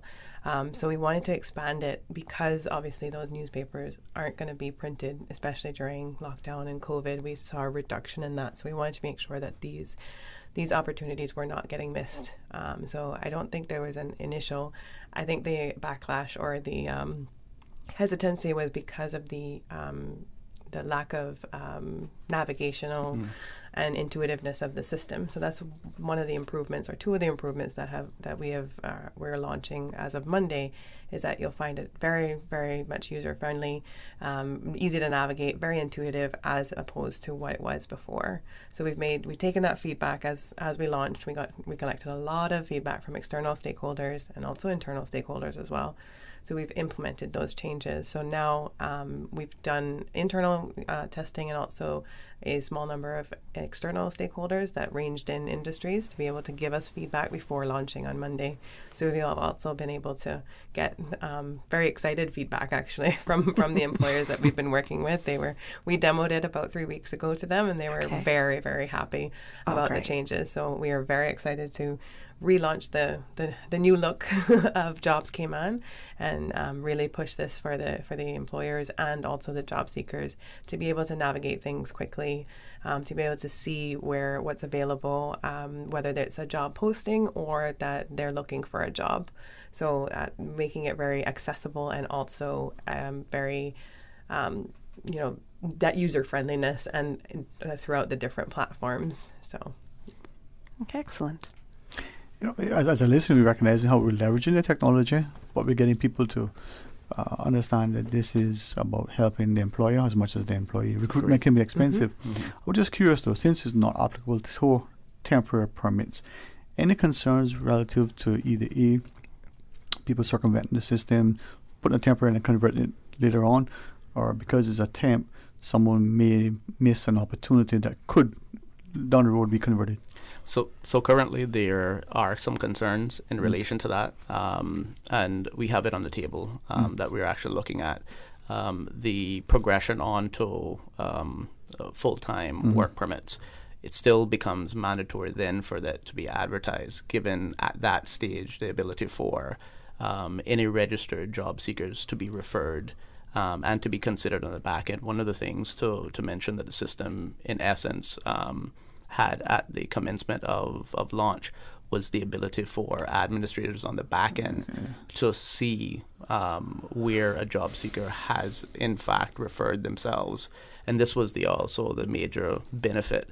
And this is the big plug that we're putting in there, saying job seekers, please register. If you're attempting to vie for a job outside of the portal, there is a limitation for what we're able to see, and at the same time, we have to be mindful that that system in itself was built for their protection as well, and to enable us to see that they have vied for the job, the remarks by the prospective employer as to why they are not viable candidates or they are viable candidates. So this gives us, I guess, a level of transparency in the whole process. There's also, it's not just register and sit there. It's actually, there's 2 different programs for the job seekers to when they're registering. So one is the Job Seeker Plus program, and it offers, open to all Caymanians and includes a self-referral to the jobs posted and also access to the training workshops. Then there's another step up that's called the Job Seeker Extended Program, which offers almost like a full service to Caymanians, and includes an intake assessment and the ability to self-refer to jobs posted and then customize career development plans, as well as access to that training and workshops. So there's also, yes, please register, but then you also have these added benefits that we can kind of tailor what you're doing, your needs are, what your gaps might be. When there is something on the portal that is advertised, you put you refer yourself, you apply for it. The employer is going to say whether you were hired or not as well. And then once they say that you're not, they have to put in comments, which then in the back end, we can actually feedback. It's kind of like a feedback loop that can come back and say, okay, you weren't hired. However, they cited these gaps and now we can work with you. So our employment service officers can help you to create, okay, well, this is the gap that was identified. Now here's how we can develop you as well on the back end. On one hand, an employer might say, oh, okay, this person wasn't eligible because this, that, and the other. And then they hire somebody who actually might also be missing those skills, but for whatever other reason, they hired that other person. And this might be a law issue, so I understand if you can't fully answer it, but is there any way to really be able to vet, did that employer really do the right thing, or are they just deciding to prefer to hire who they want to hire as opposed to that Caymanian that is qualified for that job? So on the back end with an administrator or the boards, there's no silver bullet in relation to how that there's some magical equation that we can get it right all the time.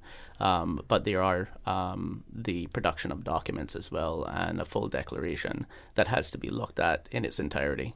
And again, we're imploring the employers as well, obviously.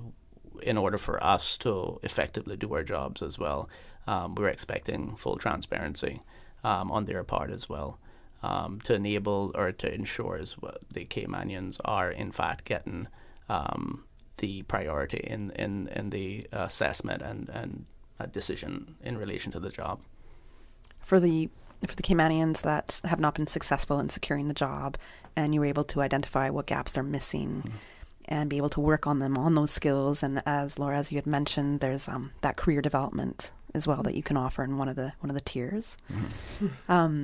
Have you seen success from that in helping develop those skills, and now they're a little bit more fresh or knowledgeable in a certain area, and that has given them the chance to land a job? Have you seen any success from that? Yes. So some of the background work that's happening, we've seen some of those training workshops are Passport to Success, Ready to Work, and also employability skills. So once we see those, we can identify what those are and which training is going to create, close those gaps for those people. So that we have seen successes in that regard as well. So. Okay, excellent. I don't know if we're supposed to take a 2:15 break that's late, but if not, you can let us know, Silver Fox. If yes, we are. All right, so we're going to take our 2:15 break, and then we will come back to discuss work and their new interface program they have, their job interface program, with Director Jeremy Scott and Deputy Director acting in Business Operations, Laura Wattler. Thinking of getting a hybrid but don't know much about them? Vant Motors has lots of great reasons why you should choose a Toyota Corolla Hybrid or CHR Hybrid for your new ride. Hybrids save fuel, run cleaner, reduce CO2 emissions, and even recharge their batteries while being driven, so you don't ever have to worry about plugging them in. Both are super quiet as well as economical and fun to drive. So stop by Vant Motors to check out a new, fuel-efficient, eco-friendly Toyota Corolla Hybrid for only $26,900, or a sporty CHR Hybrid starting from $34,150 while stock lasts. Go Toyota. Go hybrid. Go to Vant Motors on Walkers Road. Why work with a Sariba agent? We can tell you that those letters represent a proven understanding of the real estate market in the Cayman Islands. But it also means so much more than that. Our trained Suriba agents are committed to ethics, integrity, and excellence of practice. It's all about confidence, knowing you are working with a qualified Suriba agent. As members of Suriba, your trust is our promise. To find a Suriba agent today or to search thousands of listens, visit Suriba.com.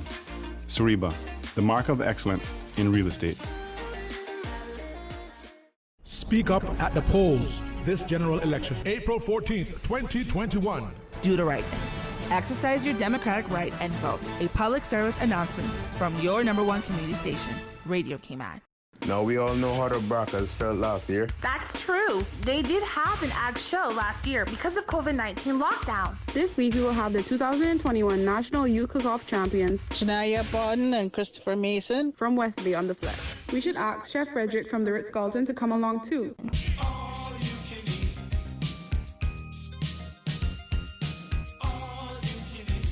The word of the week is embroiled. E-M-B-R-O-I-L-E-D.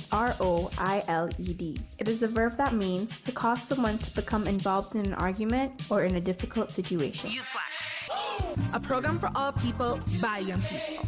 Youth Flex. More Youth Flex. More Youth Flex. More Youth Flex. A program for all people by young people. Join us this Wednesday from 4 to 5 p.m. right here on Radio Cayman. 89.9 FM, and you can also join us on YouTube Live. Youth Flex. More Youth Flex. More Youth Flex. More Youth Flex. Talk today. But I do have some questions. Talk today. Cayman Islands' foremost listeners' participation program. Talk today. Because there are more questions than answers. What the public is saying. Waiting to take your calls right now. Sterling Dwayne Ebanks.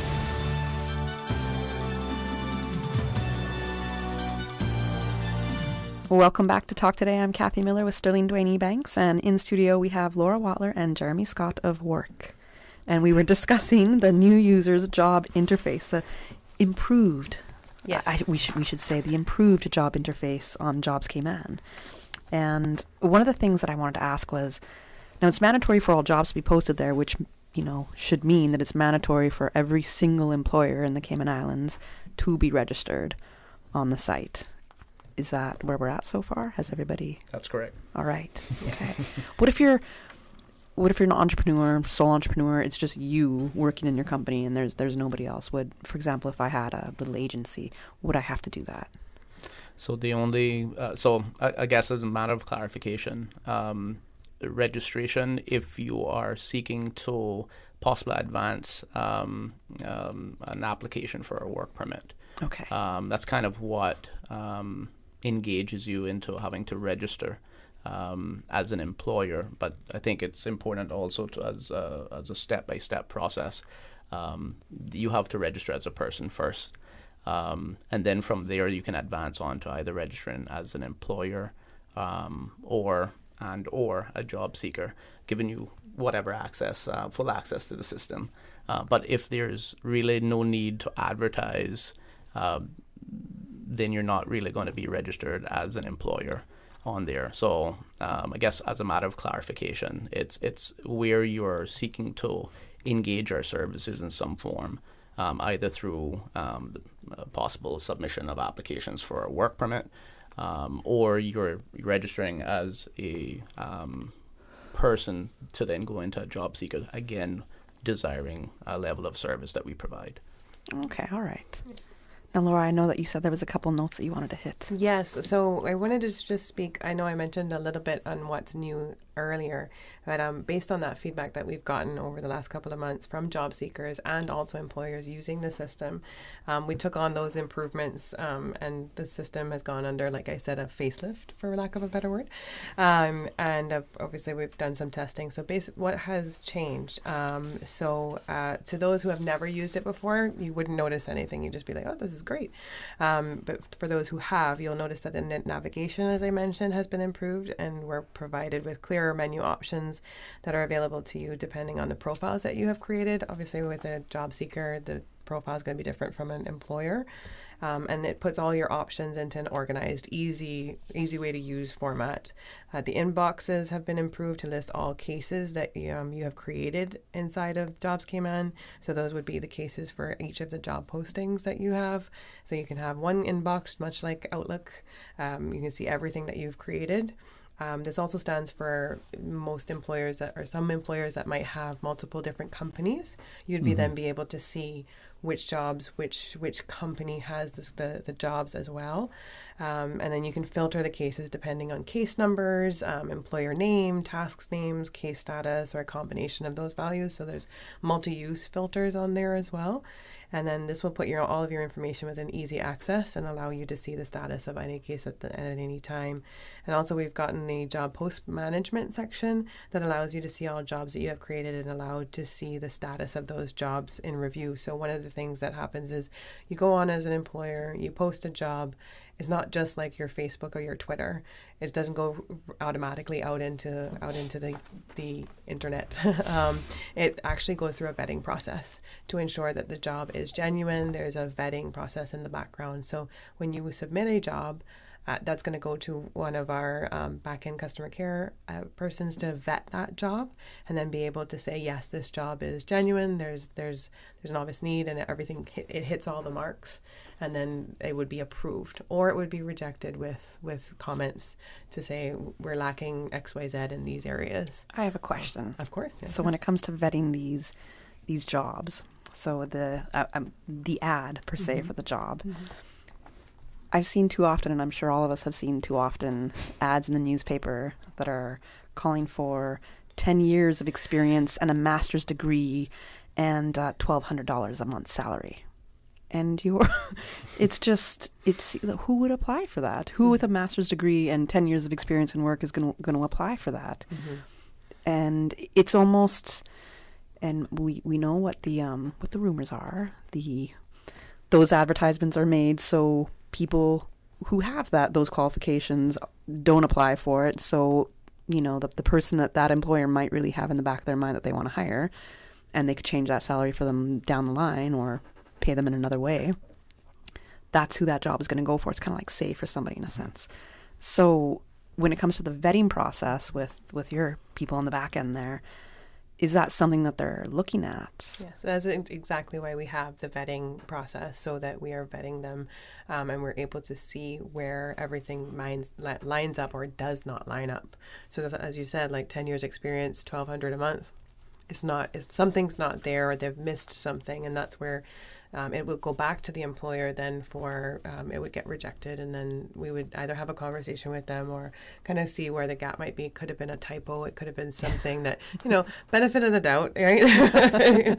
But that's why there's that vetting process, so it's not just quickly posted out there and there's no eyes on it per se. So that's where those checks and balances are then made to make sure that the job is in alignment with what they're asking for, because we want our job seekers to be able to have the best shot. So if you're putting something out there that doesn't line up, we're not going to approve that. So we want to have everybody on the same line, same area. So everybody, there's a criteria, there's everything that we can kind of line up with.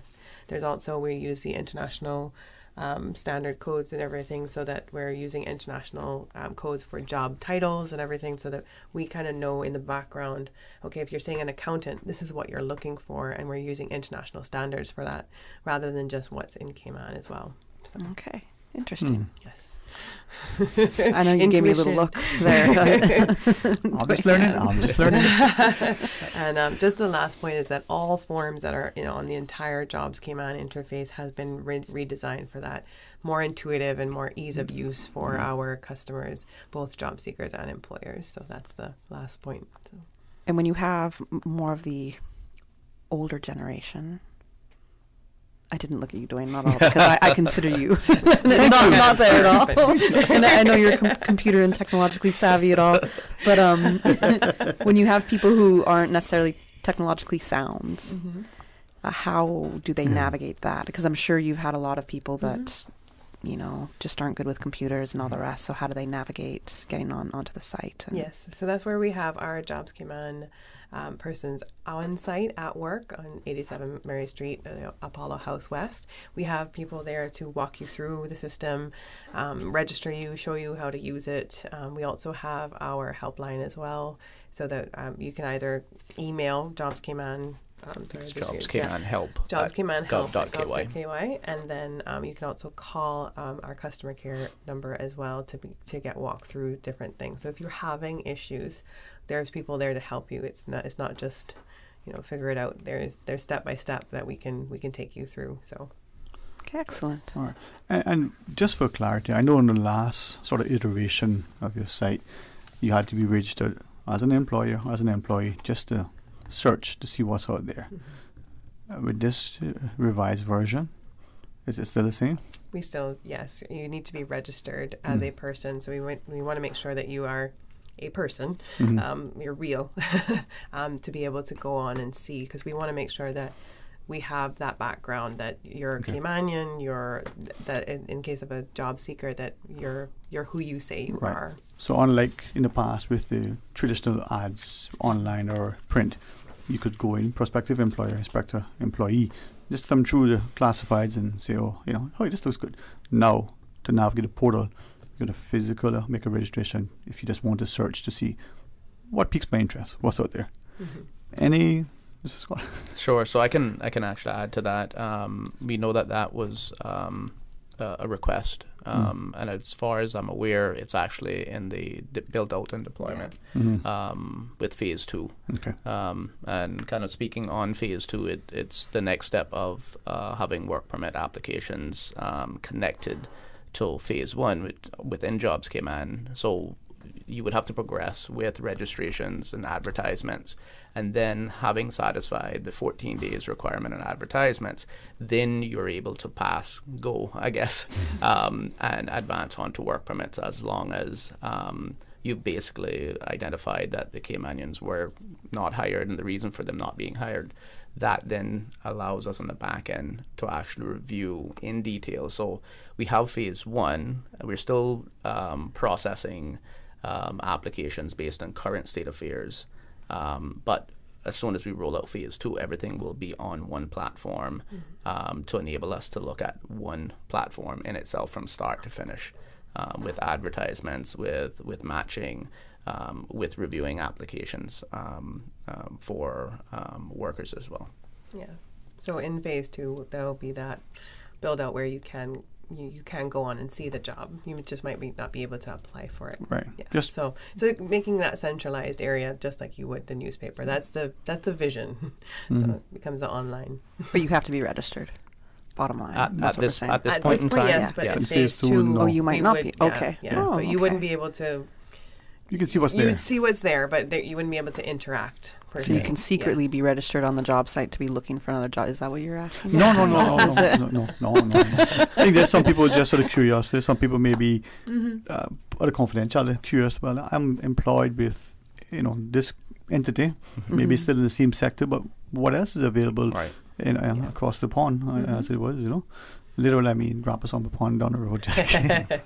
So you'll be able to look as you would now if you had a traditional sort of advertising medium, newspaper, the online portal, what have you. Oh, makes sense. Yeah. Yes. Yeah. These guys are the boss. We're getting there. Was there any final comments that you wanted to make about this improved portal, or?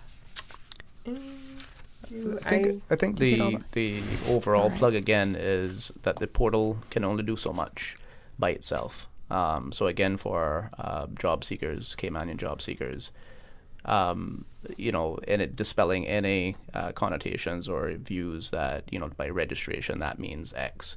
No, it's actually there as a tool to benefit you to be able to see all the jobs. I mean, we're talking about 3,000 employers on any given week.